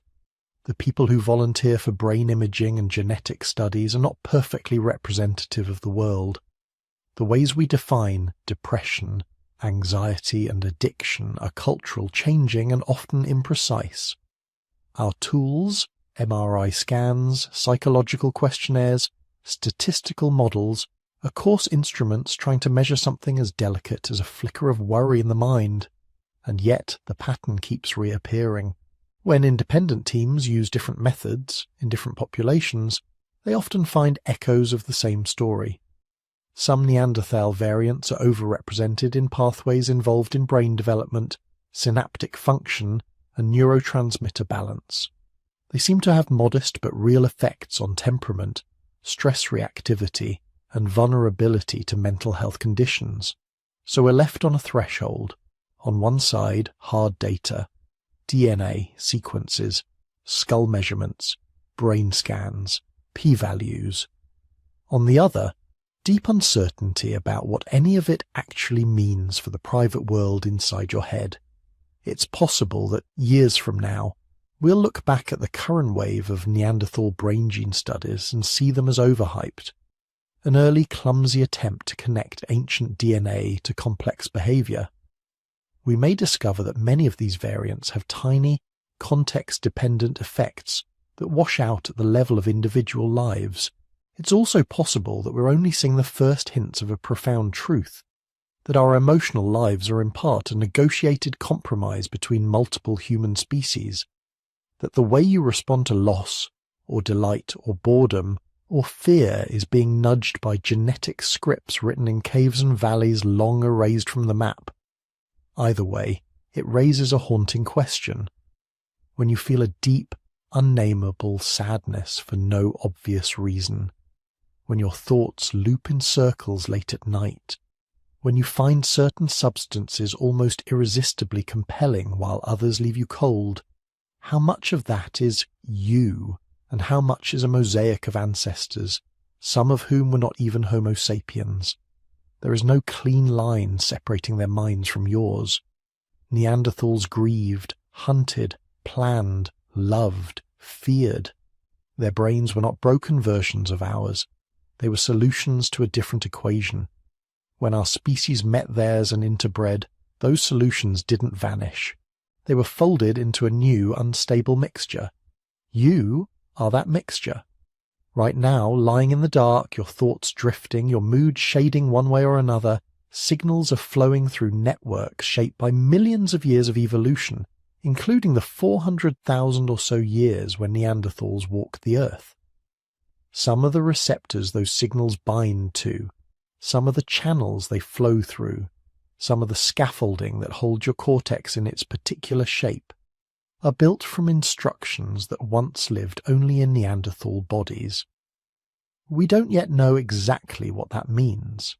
We can't point to anyone feeling and say, that was theirs. We can't trace a single memory or dream back to an archaic source.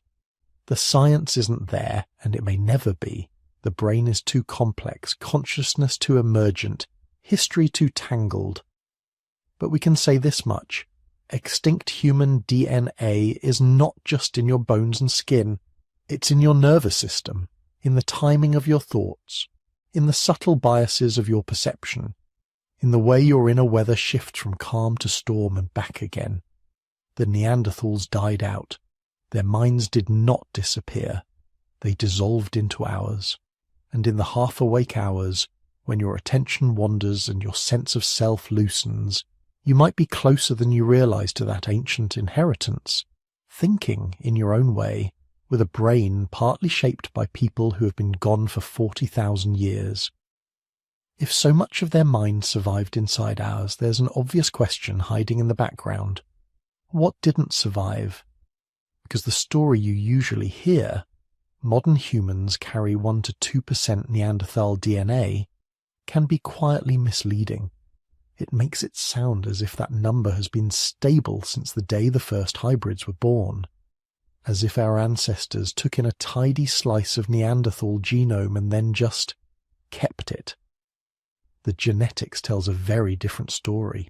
When scientists reconstruct those first generations of hybrids, using computer models and the patchwork of archaic DNA still stitched through modern genomes, they land on a higher number, not 1 or 2%, something closer to 10, even 20% in some early populations. In other words, when Homo sapiens and Neanderthals first interbred, the children of those unions were not a little bit Neanderthal. They were heavily Neanderthal genetically speaking. Their chromosomes were long unbroken stretches of Neanderthal sequence, braided together with Homo sapiens code. Across many generations, those stretches should have been chopped up into smaller and smaller pieces as DNA shuffled each time parents passed genes to offspring. But the total Neanderthal proportion on average should have stayed roughly the same, unless something else was happening. Something did happen. When researchers map where Neanderthal DNA sits in the modern human genome, they don't see a smooth, even sprinkling. They see islands and deserts, patches of high Neanderthal ancestry next to vast stretches where Neanderthal sequences are almost completely missing. Those empty stretches are called Neanderthal deserts. They're not random. They cluster around some of the most sensitive real estate in our genomes, regions involved in brain development, hormone signaling, reproduction, and the early stages of embryonic growth. The implication is hard to avoid. Once Neanderthal DNA entered our lineage, natural selection started pruning it back.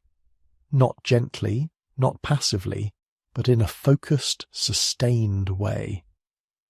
Imagine those early mixed groups living side by side. Some individuals carrying more Neanderthal segments in certain critical regions, others less. If particular combinations cause trouble, developmental issues, lower fertility, subtle cognitive problems, those individuals would, on average, have had fewer surviving children. Over thousands of years, generation after generation, those problematic Neanderthal stretches would be slowly, relentlessly removed from the population. This is why, out of the original flood of Neanderthal genes, we're left with a trickle. You can see the scars of this process in a very specific place, the sex chromosomes. The X chromosome, passed from mothers to both sons and daughters, and from fathers to daughters, has far less Neanderthal DNA than the rest of the genome. In some sections, it's almost completely barren of archaic variants. That pattern hints at one particular vulnerability: male fertility. In mammals, males have one X chromosome and one Y. That makes males especially sensitive to harmful variants on the X, because there's no backup copy to mask the effect. If Neanderthal-derived sequences on the X chromosome caused even moderate problems for hybrid males, slightly lower sperm count, reduced motility, developmental glitches in the testes, those males would have left fewer offspring. Over time, that's enough to scrub many Neanderthal segments off the X chromosome almost entirely. This is the hybrid male infertility hypothesis. We see analogues of it in other species. When closely related species interbreed, different kinds of mice for example, the male hybrids are often the ones with reproductive trouble. Their sperm are misshapen, or they produce fewer viable gametes, or their testicular tissue develops abnormally. The females can be relatively fine, but the males pay the price of genetic mismatch. In humans, we can't go back and measure the sperm of Neanderthal Homo sapiens hybrids, but the pattern in our DNA looks eerily similar to what you'd expect if those first mixed sons were at a disadvantage. It doesn't stop at the X chromosome. When geneticists look at where Neanderthal DNA is underrepresented, they find another telling theme: genes that are heavily expressed in the testes and genes that are highly active in the brain. Both categories, reproduction and cognition, seem to have been especially hostile territory for Neanderthal sequences. Tests expressed genes are often involved in delicate, rapidly evolving processes: sperm formation, hormone regulation, the choreography of meiosis where chromosomes are split and recombined.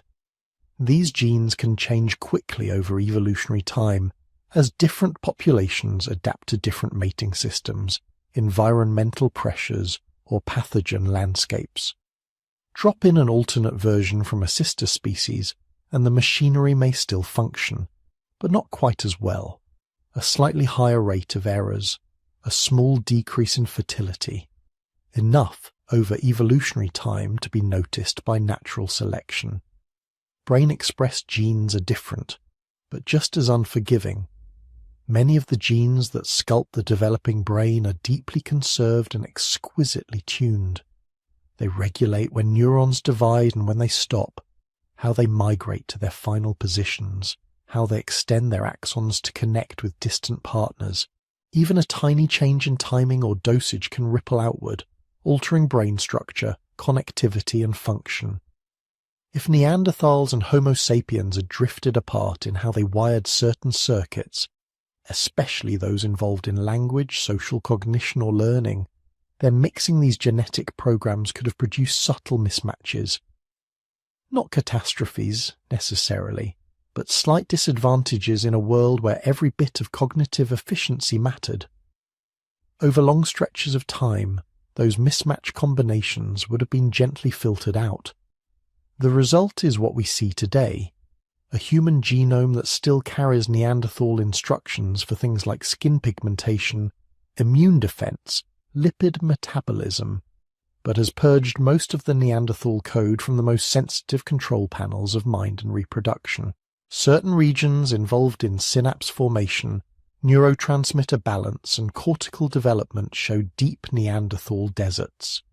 Others carry only rare, fragile islands of archaic sequence, like the last traces of an erased text. None of this means Neanderthals were genetically inferior. It means they were specialized. Their genomes have been shaped by hundreds of thousands of years in Ice Age Europe and Western Asia. Ours had been shaped in Africa under different climates, different pathogens, different social and ecological pressures. Each lineage was a locally optimized solution. When those solutions met in a single body, some pieces slotted together well, others jammed. The fact that we retain any Neanderthal DNA at all tells us that much of it was compatible, or even beneficial, when plugged into a Homo sapiens background. Some variants clearly helped with immune defense, cold tolerance, and adaptation to new environments. But the regions where Neanderthal DNA is conspicuously absent tell a quieter, more fragile story about what it takes to keep a brain working smoothly, or a reproductive system running at full strength when you splice together two evolutionary trajectories. You can think of it as a negotiation written in genes. Every generation after that first contact, the genomes of mixed individuals were, in effect, asking, which parts of this Neanderthal inheritance can we keep, and which parts are too costly? The answer was not decided by any one mind, but by differential survival and reproduction, playing out silently over millennia. We live with the outcome of that negotiation. In your DNA, there are stretches where Neanderthal sequences stick out like old stones in a modern wall, and there are long corridors where their presence has been almost entirely erased, as if someone carefully sanded away every trace of a previous inscription. Those absences are as revealing as the fragments that remain. They whisper that the boundary between species is not a brick wall, but it isn't a smooth slide either. It's a rough, uneven landscape where some paths are easy, others treacherous, and some are blocked entirely. Our ancestors walked that landscape generation by generation without understanding what they were doing. They just lived, loved, raised children, and buried their dead. Natural selection did the bookkeeping for them.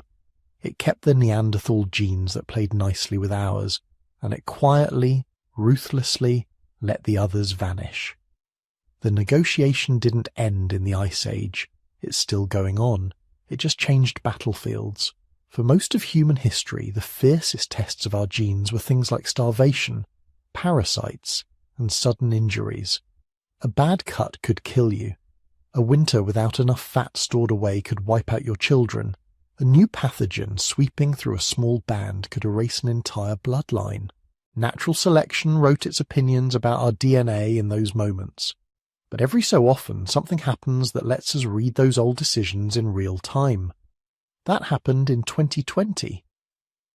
When the first wave of COVID-19 began crashing across the world, scientists were scrambling not just to understand the virus, but to answer a quieter, more unsettling question. Why did the same virus leave some people with nothing more than a mild cough, and send others into intensive care gasping for air? Age mattered. So did pre-existing conditions. But even after accounting for those, there were patterns that didn't quite make sense.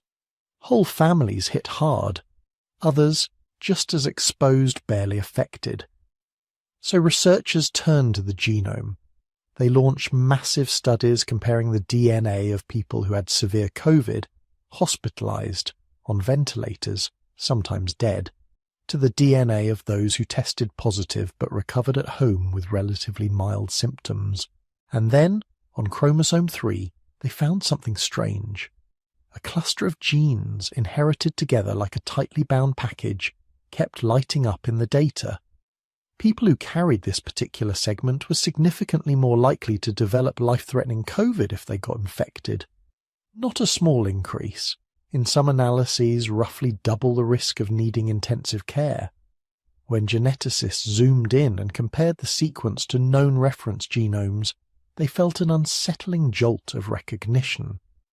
That dangerous segment on chromosome 3 was Neanderthal. Not just kind of similar to Neanderthal, nearly identical to a stretch of DNA recovered from Neanderthal remains dated to around 50,000 years ago. In other words, one of the strongest genetic risk factors for severe COVID-19 in the 21st century came directly from interbreeding between modern humans and Neanderthals in the late Pleistocene. So what does that gene cluster actually do? It's not one gene, but a small neighborhood of them, sitting close enough together that they tend to travel as a unit from parent to child. Several are involved in orchestrating immune responses, especially the early frantic stage when your body first realizes something is wrong and releases chemical signals to call in reinforcements. Under normal circumstances, that early alarm system is your friend. It tells nearby cells to lock their doors. It summons white blood cells to the site of infection. It ramps up inflammation to create a hostile environment for invaders. But like any alarm, it can be too loud. In severe COVID, many patients don't just die because the virus damages their lungs. They die because their own immune system overreacts. The body unleashes a storm of inflammatory signals that start damaging tissues everywhere. Lungs, blood vessels, even the heart and brain. That Neanderthal-derived segment on chromosome 3 seems to push the dial toward a more aggressive response. In some ancient context, that may have been a lifesaver. A pathogen so fast and brutal that only the most explosive immune reaction could stop it before it spread. In a world of small, scattered bands, a gene that helped your immune system go nuclear might mean the difference between a local outbreak and the extinction of your entire group. In a world of ventilators and ICU wards, that same hair-trigger response can be deadly. This is the dark side of evolutionary success. A variant that once helped our ancestors survive some forgotten epidemic in some Ice Age valley can turn into a liability when the rules of the game change. The story doesn't stop at biology. It leaves fingerprints on the map. When researchers looked at where this Neanderthal risk haplotype, this bundle package on chromosome 3, shows up in modern populations, they found a very uneven pattern. It's rare in Africa. That makes sense because most African populations have relatively little Neanderthal ancestry overall. But in South Asia, especially in parts of Bangladesh and neighbouring regions, it can be found in more than 30% of people. Across Europe and the Americas, where many people have mixed ancestry, smaller but still substantial fractions carry at least one copy. This doesn't mean that geography alone decided who got sick. Pandemics are shaped by politics, poverty, healthcare systems, chance. But in the background, quietly, this 50,000-year-old genetic inheritance was nudging probabilities. In places where the Neanderthal haplotype is common, more people carried a latent vulnerability, one that only revealed itself when a very specific new virus appeared. It's like discovering that your neighbourhood was unknowingly built on an ancient fault line, and only noticing when the earth finally shakes. But the Neanderthal legacy in COVID isn't purely a story of risk. When scientists kept digging, they found something more complicated and strangely symmetrical. Elsewhere in the genome, other Neanderthal-derived variants seemed to do the opposite. They were associated with a reduced risk of severe COVID, or with a slightly better chance of staying out of the hospital altogether. Some of these protective segments influenced immune pathways in more subtle ways, modulating inflammatory responses or antiviral defenses. Others touched on genes involved in recognizing viral particles and clearing them efficiently before they could gain a foothold. One Neanderthal variant appeared to help with the early viral sensing in the respiratory tract, an advantage when facing a brand new respiratory pathogen. Another was linked to more controlled inflammation, reining in the risk of runaway immune storms that cause lasting damage. The picture that emerges is not one of a simple curse or blessing, it's a mosaic. From Neanderthals, we inherited both shields and weaknesses. Some archaic immune tweaks arm us against certain infections. Others leave us exposed to rare, specific threats that didn't exist or didn't matter in the Pleistocene, and we usually don't know which is which until history tests them. What makes the COVID connection so haunting is the timescale. A virus that likely jumped into humans sometime in the late 2000s collided with patterns of genetic variation shaped by encounters between two human species tens of thousands of years ago. The lovers who met in some cold valley in Eurasia, who shared a fire and a language we can no longer hear, had children. Those children had their own children, and on through ice ages and interglacials, plagues and famines, wars and migrations. Their genetic legacy drifted across continents, mixed into new populations, lay dormant. Then, in hospitals lit by fluorescent bulbs, among humming machines and beeping monitors, that legacy suddenly mattered again. The way a patient's lungs responded, how their blood vessels handled inflammation, whether their immune system slammed the brakes in time. A 50,000-year-old inheritance influencing the outcome of a 21st century pandemic. It's a reminder that evolution doesn't have foresight. It doesn't plan for ventilators or antibiotics or global travel. It only shapes genes to fit the world of the moment. If that world is full of unfamiliar Ice Age pathogens, certain immune configurations will be favoured. If that world is a tightly connected planet where a new virus can circle the globe in months, the same configurations might become vulnerabilities. We live at the intersection of these mismatched timescales, ancient adaptations, modern environments. The Neanderthal segments in our genomes are not mistakes. They are relics of real victories against real dangers that our ancestors faced. They helped someone survive long enough to have children in a world that has almost entirely vanished. But their effects now are unpredictable. A gene that once guarded against some prehistoric respiratory infection might magnify the risk from a novel coronavirus. Another that bolstered immunity against a Pleistocene parasite might quietly help a modern patient shrug off a pandemic. We're used to thinking of ancestry as a story told in faces, in surnames, in family trees.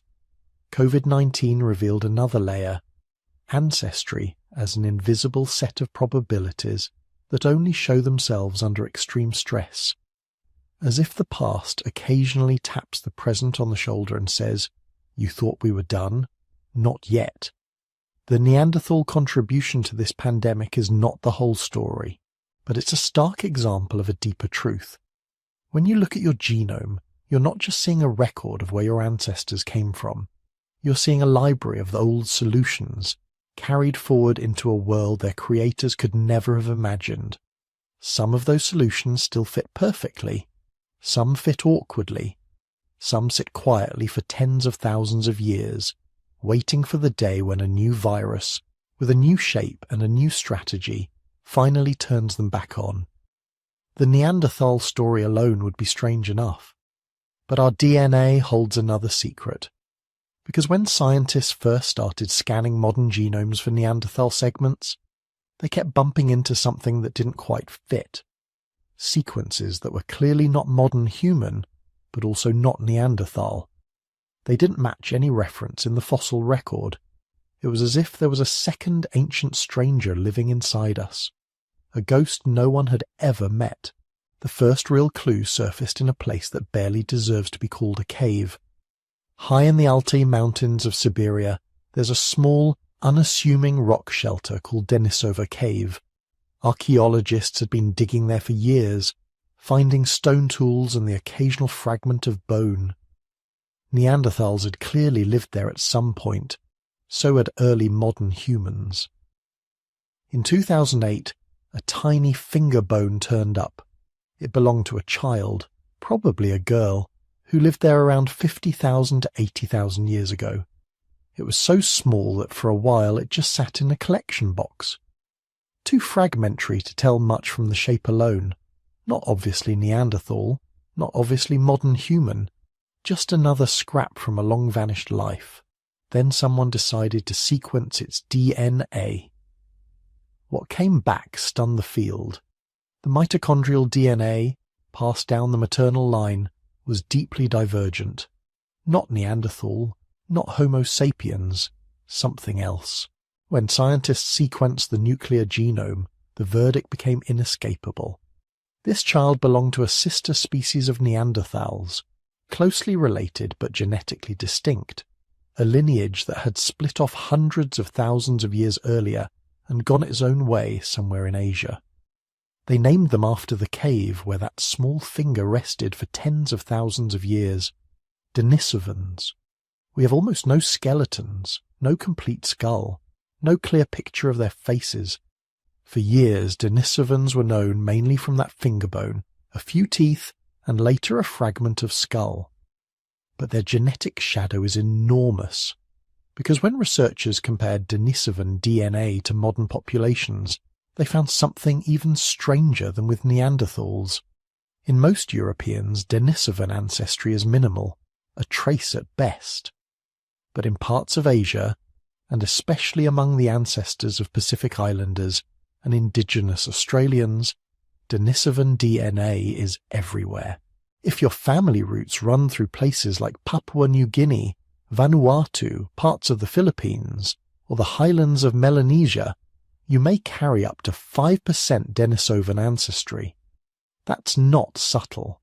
That's the echo of a real encounter, repeated encounters, between our species and theirs. Picture it.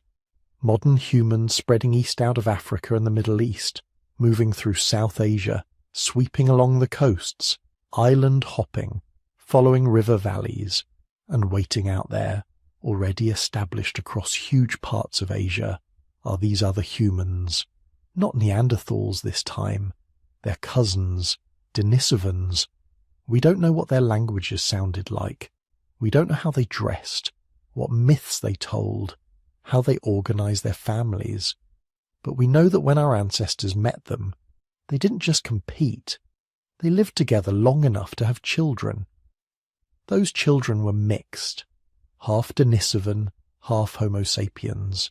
Their descendants spread outward, generation after generation carrying fragments of Denisovan genomes with them. Pieces of a vanished species woven into the fabric of living people. Some of those pieces turned out to be astonishingly useful. High on the Tibetan plateau, life takes place in thin air. Oxygen levels are low. For people not adapted to it, high altitude is exhausting at best, lethal at worst. You can't get enough oxygen into your blood. Your heart and lungs strain. Your body starts to break down. Yet for tens of thousands of years, humans have lived there. When geneticists looked at what allowed Tibetans to thrive at altitudes that leave most lowlanders gasping, one gene kept standing out: EPAS1. EPAS1 helps regulate your response to low oxygen. In most people, if you climb quickly to high altitude, your body reacts by ramping up red blood cell production, thickening the blood. It's a crude workaround, helpful in the short term, dangerous if pushed too far. Tibetans, though, have a version of EPAS1 that lets their bodies handle low oxygen without going into that overdrive. Their blood doesn't thicken as much. Their systems stay more stable. It's a finely tuned adaptation to life in the sky. When scientists traced the origin of this special EPAS1 variant, it led to a familiar surprise. It didn't come from other Tibetans. It didn't arise independently in our species. Its closest match was found in Denisovans. Some ancient encounter, probably somewhere in Central or East Asia, brought modern humans and Denisovans together. They had children. Those children carried the Denisovan-style EPAS1 gene. In most places it didn't matter much. The gene drifted in and out of lineages, one more variant among many. But on the high plateau, where oxygen was scarce and winters were brutal, that particular version became a lifeline.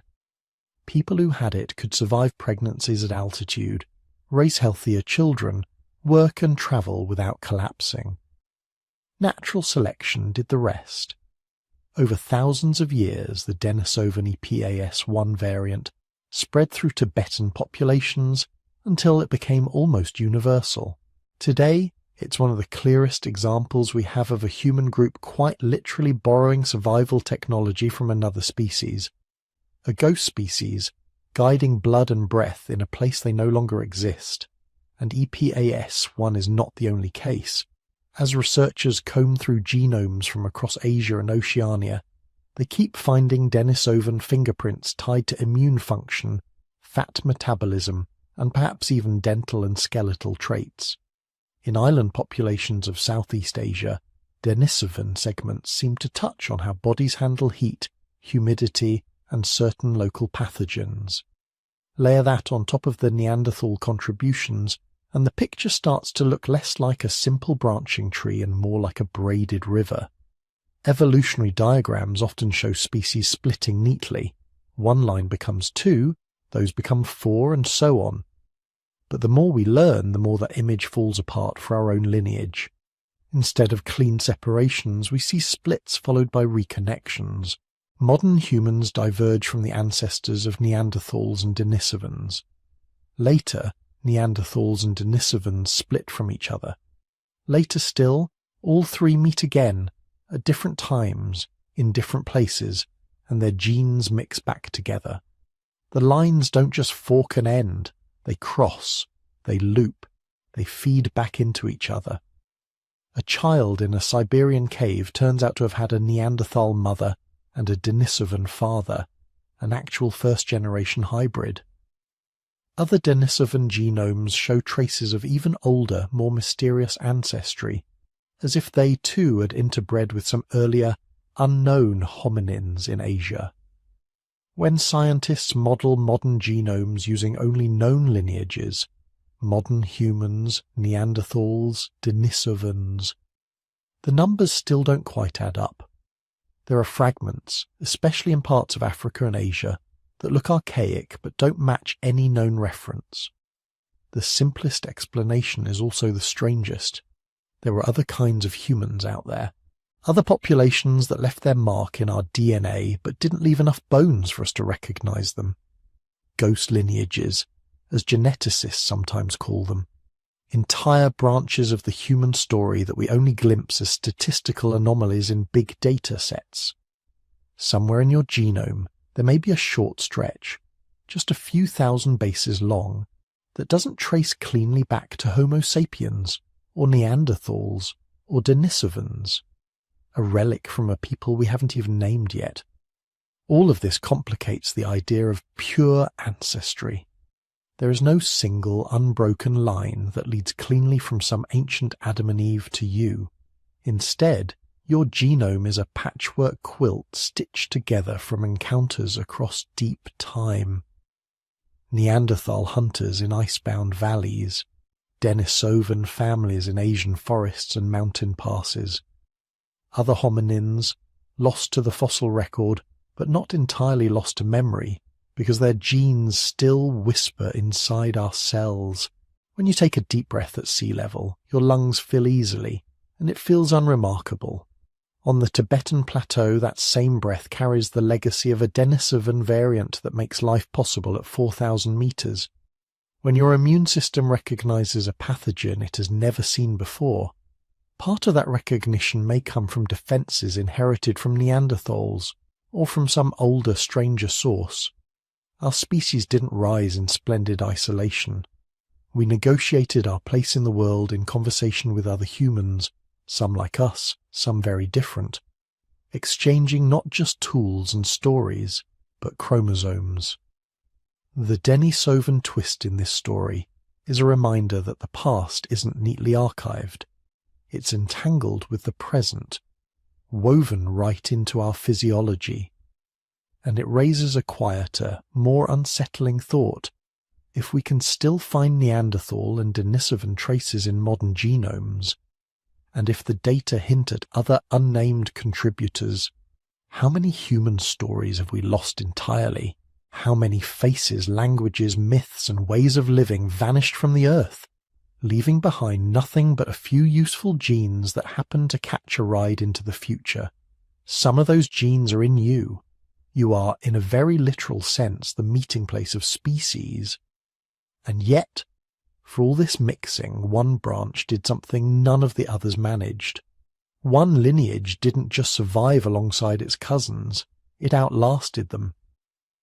We know roughly when the Neanderthal line as a separate people fades from view. In Europe and Western Asia, their last clear traces cluster around 40,000 years ago. A little earlier in some regions, a little later in others. After more than 300,000 years of calling Ice Age Europe home, the record thins, and then it's gone. Stone tools that are unmistakably Neanderthal stop appearing. Their distinctive skeletons vanish from the layers of sediment. Caves they once occupied are suddenly filled only with the remains of our own species, and for a long time that raised a simple, brutal question. What happened to them? For most of the 20th century, the story was written like a conquest myth.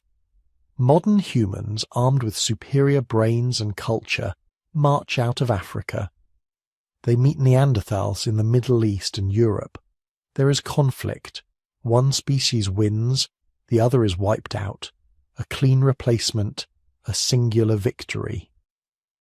The more we've learned, the less that story fits. The timing alone is suspicious. Neanderthals had weathered hundreds of thousands of years of ice and thaw, volcanic winters, shifting animal herds. They survived eruptions larger than anything humans have ever recorded in writing. They rode out climate swings that turned forest to steppe and back again. And then, within a few thousand years of our arrival in their core territories, they're gone. Not overnight, but fast in evolutionary terms. So what actually happened in that brief, tangled window between first contact and final disappearance? There are a few main suspects. The first is simple competition. By the time Homo sapiens reached Europe in significant numbers, we weren't the fragile bottleneck survivors anymore. We were tool makers, long-distance traders, storytellers. We organized in larger, more flexible social networks. We could move information about animals, plants, weather, danger, farther and faster than any humans before us. If Neanderthals lived mostly in small scattered bands, separated by long distances, then every famine, every bad winter, every outbreak of disease hit them harder. When a group collapsed, there were fewer neighbours to help. Our ancestors, with denser networks and longer-range connections, could move resources and people around more efficiently. A band hit by disaster might be absorbed into another. Ideas for better hunting or new foods could spread across hundreds of kilometres within a few generations. You don't need anyone to pick up a spear and declare war for that kind of difference to matter. All you need is slightly higher survival and slightly higher birth rates in one population than the other. Over a few centuries, the advantage is small. Over a few thousand years, it's decisive. Archaeology hints at this kind of quiet, relentless pressure. As modern humans spread through Europe, we see dense sites with high artifact counts, evidence of larger group sizes, broader diets that include more plants, fish, small game. Neanderthal sites, even late ones, often look more focused. Spectacular big game hunting, but a narrower overall toolkit. In a changing climate, specialization is risky. Flexibility wins. Then there's the climate itself. Around the time Neanderthals disappear, Europe's environment is swinging wildly. Not a simple trend toward cold, but rapid lurches between bitter glacial phases and brief, warmer interludes. Forests advance, then retreat. Animal communities reshuffle. For a species tuned to a particular mix of cold steppe, forests and megafauna, that shifting mosaic could be deadly. Some researchers argue that Neanderthals were already in trouble before we arrived. Their total numbers might have been low, their range patchy. Genetic studies suggest that by the end, many Neanderthal communities were small and inbred, with signs of reduced diversity. That's almost always a red flag in population biology. Low genetic diversity means fewer ways for natural selection to find solutions to new problems. Diseases can spread more easily.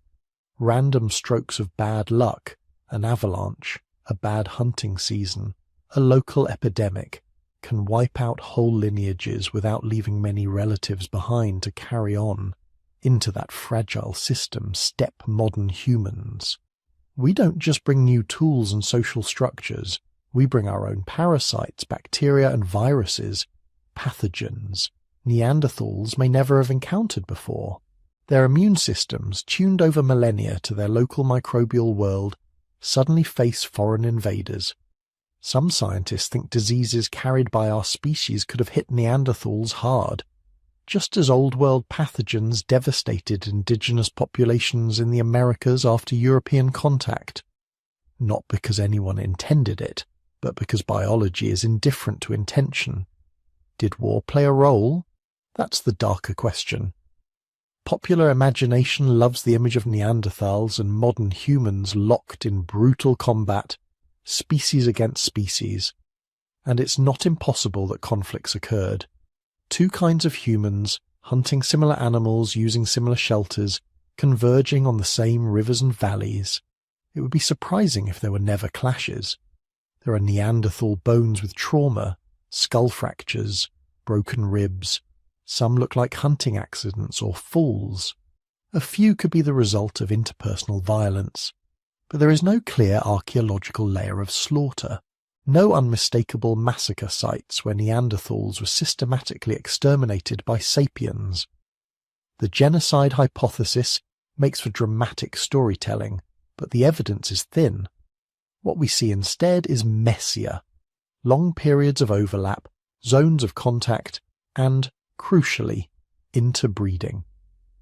Because if one species was bent on erasing the other, they did a terrible job of avoiding its bed.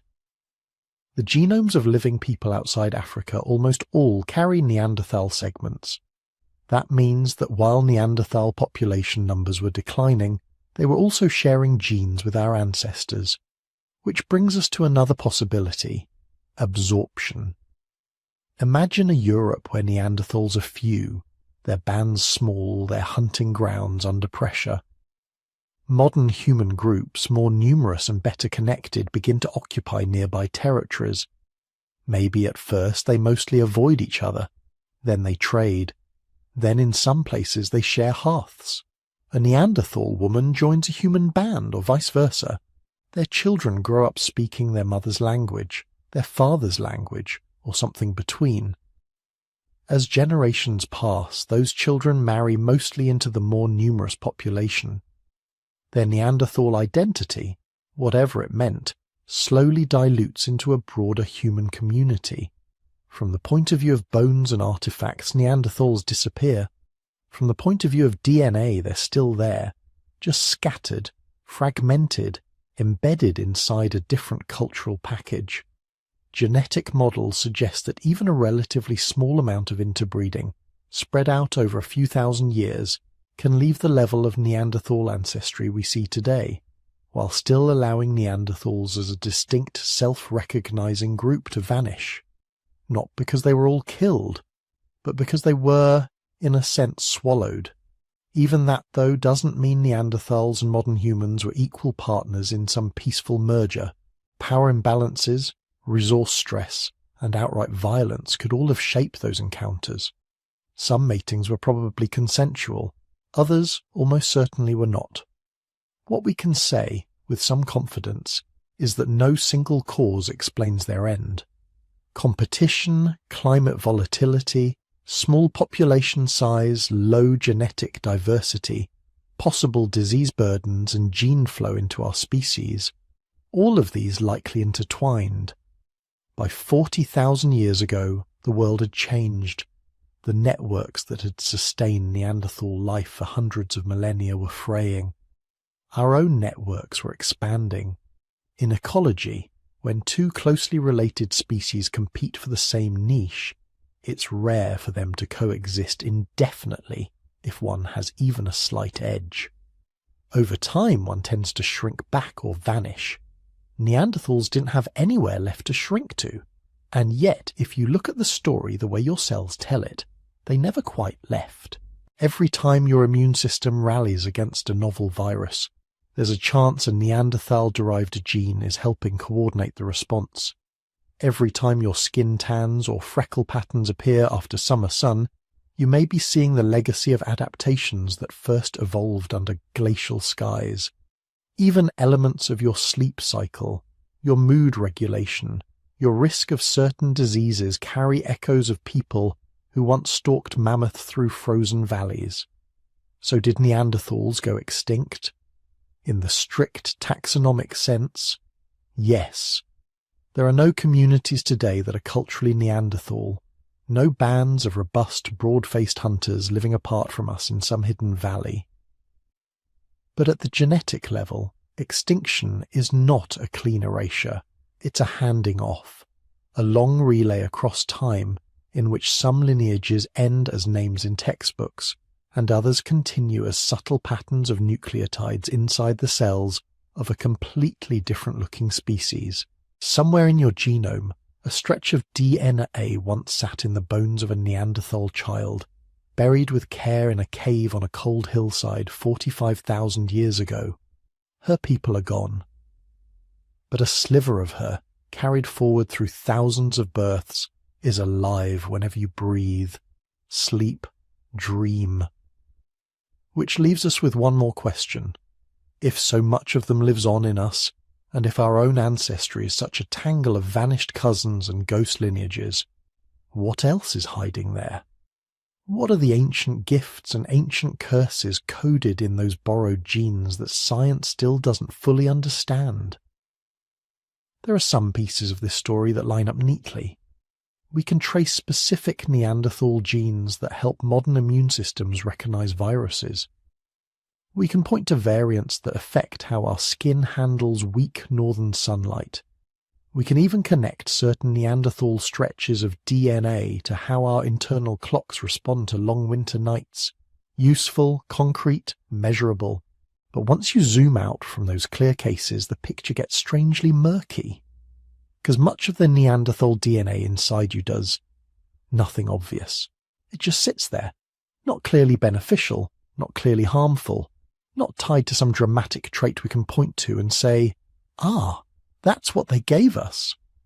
Geneticists can scan your genome, highlight the regions that almost certainly came from Neanderthals, and then stare at long sequences of code that refuse to explain themselves. Some of these segments fall in what used to be called junk DNA, non-coding regions that don't build proteins at all. For decades, these stretches were treated like evolutionary clutter. Now we know they can regulate when and where genes turn on, fine-tuning the orchestra rather than playing a single instrument, but we still don't know what the Neanderthal notes in the orchestra are actually doing. Why did natural selection keep them? One possibility is that many Neanderthal variants are just neutral.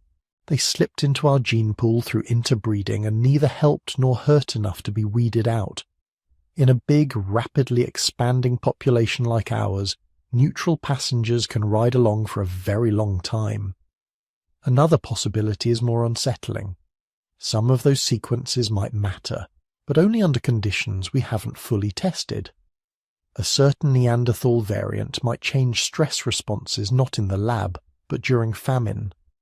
Another might alter disease risk only when combined with modern diets, artificial light, or sedentary lifestyles. Things no Neanderthal genome was ever built to handle. We may be carrying genetic tools designed for an ice age that now quietly misfire in a world of screens, cities, and night shift jobs. There's another layer of mystery, one that stretches across the map of our species. Not everyone carries Neanderthal DNA to the same degree, or in the same places of the genome. People whose recent ancestry is from sub-Saharan Africa tend to have very little Neanderthal genetic material, because their ancestors mostly stayed in Africa, where Neanderthals never lived. Populations from Europe, the Middle East and South Asia often carry around 2% Neanderthal ancestry.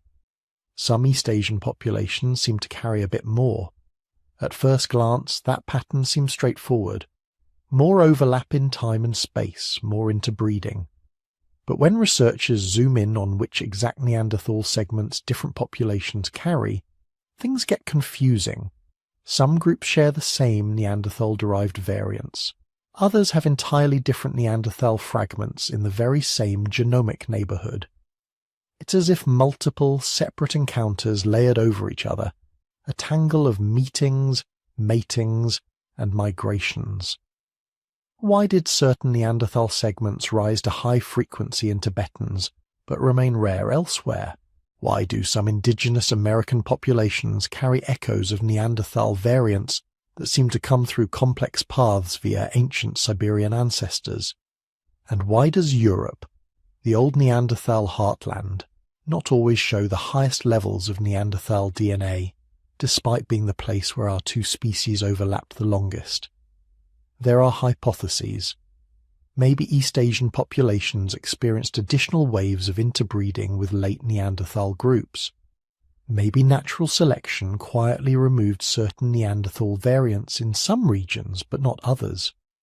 Maybe demographic events, bottlenecks, founder effects, population crashes reshuffled the deck in ways we're only beginning to reconstruct. But we don't have a single tidy answer that ties it all up. In a sense, your genome is not just mixed with Neanderthal DNA. It's mixed with the history of countless encounters whose details have vanished. Alliances, rivalries, shared winters, children born at the borders between worlds. If the genetic puzzles are intricate, the cognitive ones are deeper still. We can measure Neanderthal skulls. We can estimate their brain volume, often slightly larger than ours. We can examine the regions of their brains that seem to have been emphasized, areas linked to motor control, spatial reasoning, possibly social cognition. We can look at their tools, their hearths, their burials, their pigments. We can infer a lot. But we have no way to know what it felt like to be a Neanderthal. Did they experience grief the way we do? Hope? Nostalgia? When they buried a child, tucking a body into the earth with care, did they imagine a spirit world? Or was it simply respect, a way of protecting the dead from scavengers? When a group sat around a fire after a successful hunt, did they tell structured stories, myths of origin, tales of heroes and monsters, or did they share something more immediate and practical? Where the herds had gone, where the rivers were changing course. We suspect they had language. The anatomy of their throat and ears suggests they could produce a wide range of sounds. The complexity of their cooperation in hunting and tool-making all but demands some form of spoken communication. But we don't know how rich that language was. Could they speak of yesterday and tomorrow, of what if, and once upon a time? Did they name the stars? We look for answers in stray clues.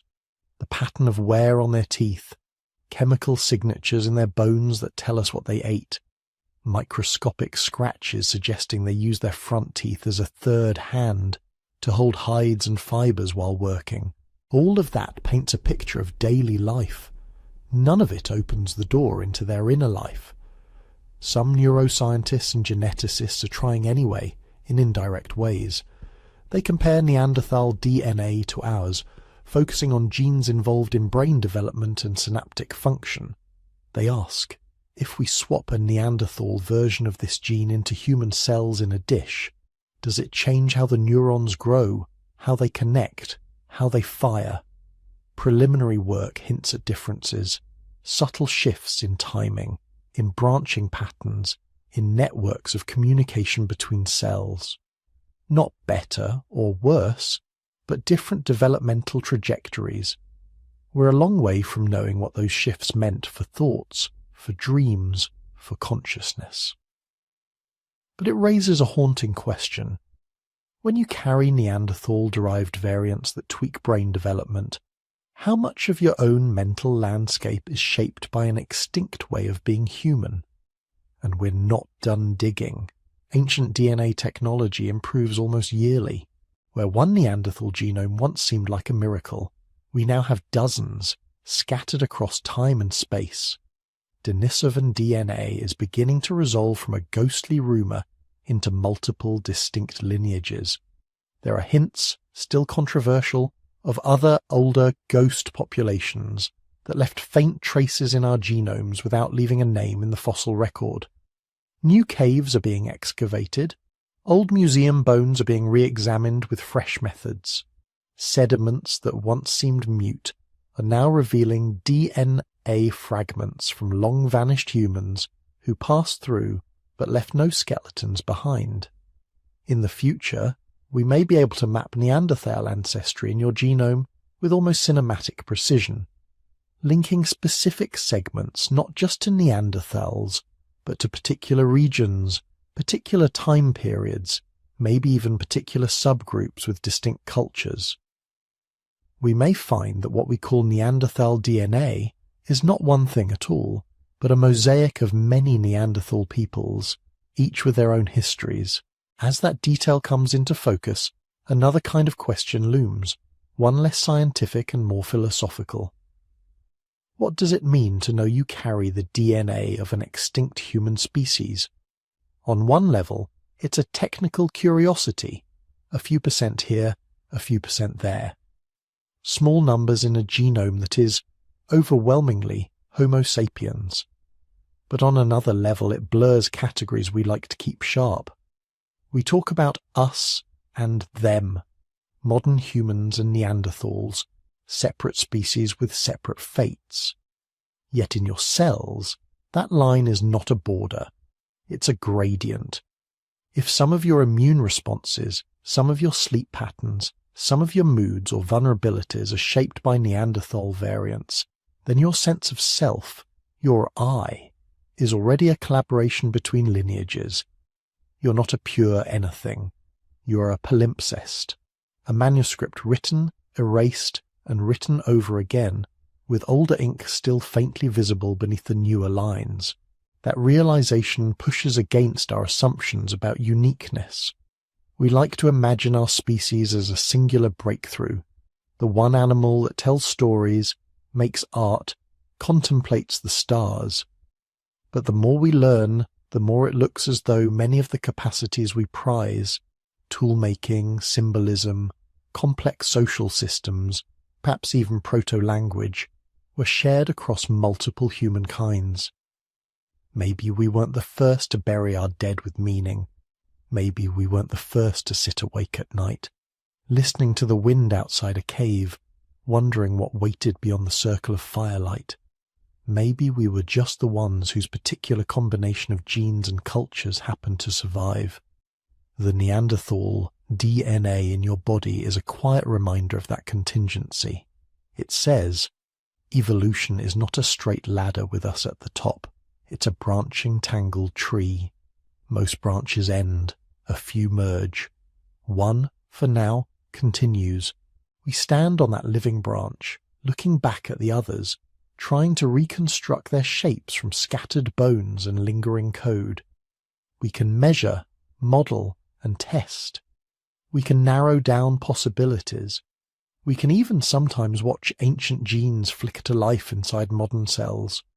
But some questions may never be fully answered.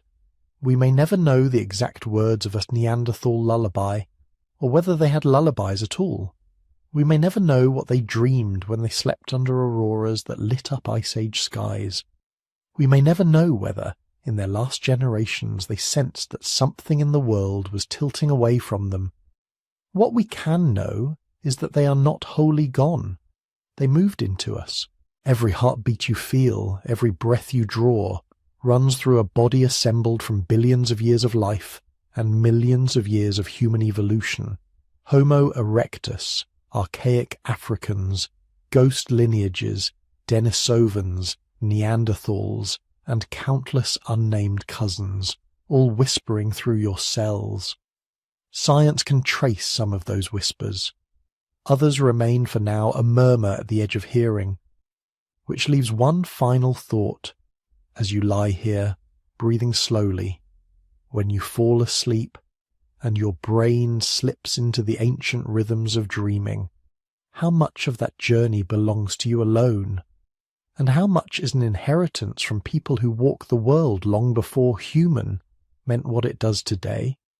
Tonight, you started with a simple, almost childlike question tucked somewhere in the back of your mind. What exactly is living inside my cells? Maybe before this, Neanderthal was just a cartoon caveman in your imagination. A heavy brow, a club, a stereotype. Now, as you lie here, you know that for you, and for almost everyone listening who traces recent ancestry beyond Africa, that word is not just a picture in a textbook. It is part of your biology. Somewhere in the long code folded inside your chromosomes, there are lines of sequence that have no meaning without them. Stretches of DNA that were once carried in bodies that never saw a skyscraper, never heard a car, never knew that another world was coming. And yet here they are, working quietly in you. That realization changes the frame. You're not a single, seamless story that began and ended with modern humans. You're a mosaic, assembled from different humankinds, a living archive of experiments that evolution ran, some of which ended in extinction, but not before leaving a few pages of their story in us. It means that when we say Neanderthals disappeared, we have to add a gentle asterisk. Their culture vanished. Their languages, their songs, their particular ways of seeing the world are gone. But biologically they took another path. They became an influence diffused into our species, a faint but real presence in your immune system, in your skin, in the machinery that tells your brain when it's time to sleep or wake. Perhaps in subtle ways, in how your neurons talk to each other when you worry, or daydream, or fall in love. We like to draw clean lines around identity. This group, that group, this species, that species, us and them. Your genome doesn't respect those lines. It tells a different story, one in which us has always been porous, one in which belonging is not about purity, but about entanglement, about shared ancestors, shared crises, shared winters huddled around shared fires. If you zoom out far enough, every border we've ever drawn becomes blurry. Some of your genes come from people who never left Africa, others from wanderers who stepped into new continents and met Neanderthals in cold valleys or along stony coasts. Still others, if your ancestry passes through parts of Asia or Oceania, carry whispers from Denisovans and other ghost populations with no proper names. You're not just the descendant of one people. You are the meeting place of many, and so is almost everyone else. That's one of the quiet, unsettling, and strangely comforting implications of this whole story. The differences we fixate on, the colour of skin, the shape of eyes, the borders on maps, the languages we speak, are recent, superficial ripples on a very ancient shared ocean. Underneath, we're all the children of the same bottlenecks and the same expansions, the same narrow escapes from extinction, the same interwoven branches of the human family tree. Some of us carry more Neanderthal DNA, some less, some almost none at all. But the deeper truth is that every listener, wherever you are on Earth right now, shares most of your genome with every other. The small fraction that comes from Neanderthals or Denisovans or other archaic humans is layered on top of a vast common core. You're much more alike than different. Knowing that, identity becomes less about drawing lines and more about recognizing connections.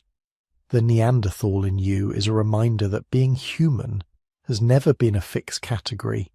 It has always been a moving target, a conversation between lineages, a collaboration across time.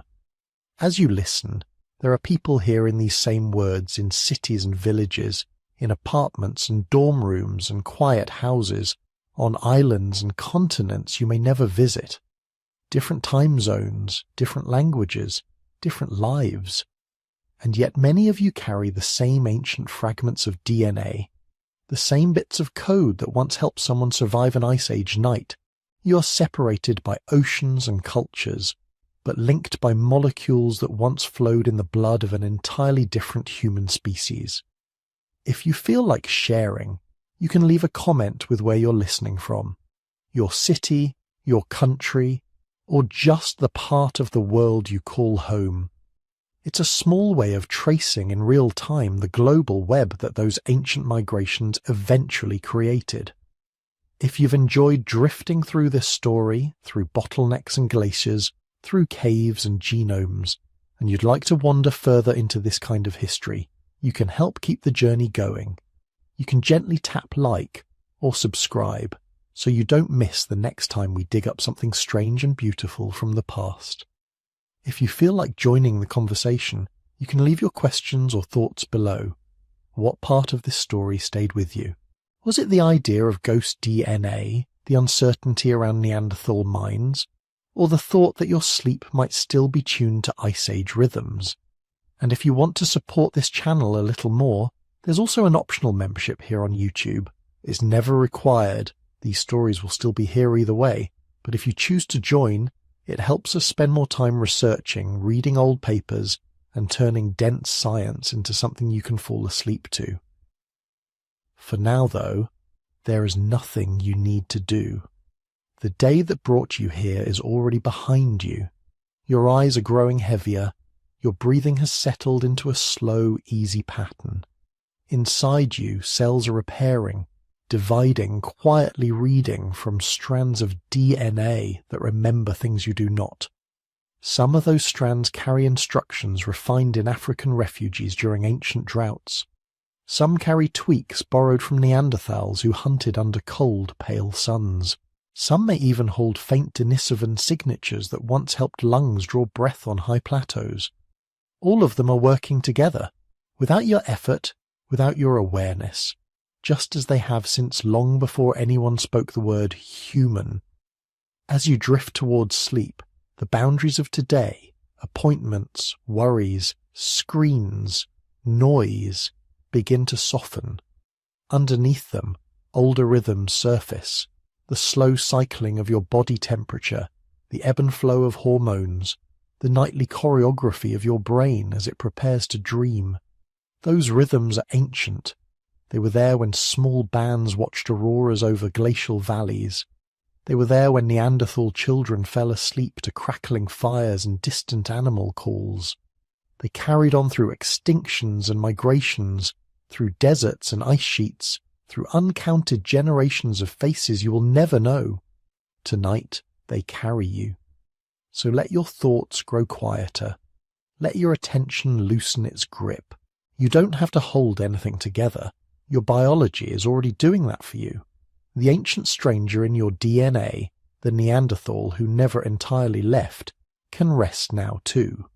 Different worlds, same sleep, you and all your forgotten ancestors sharing the same deep, wordless surrender to the dark. Breathe in, breathe out, and let the long tangled history inside you slip gently into dreams.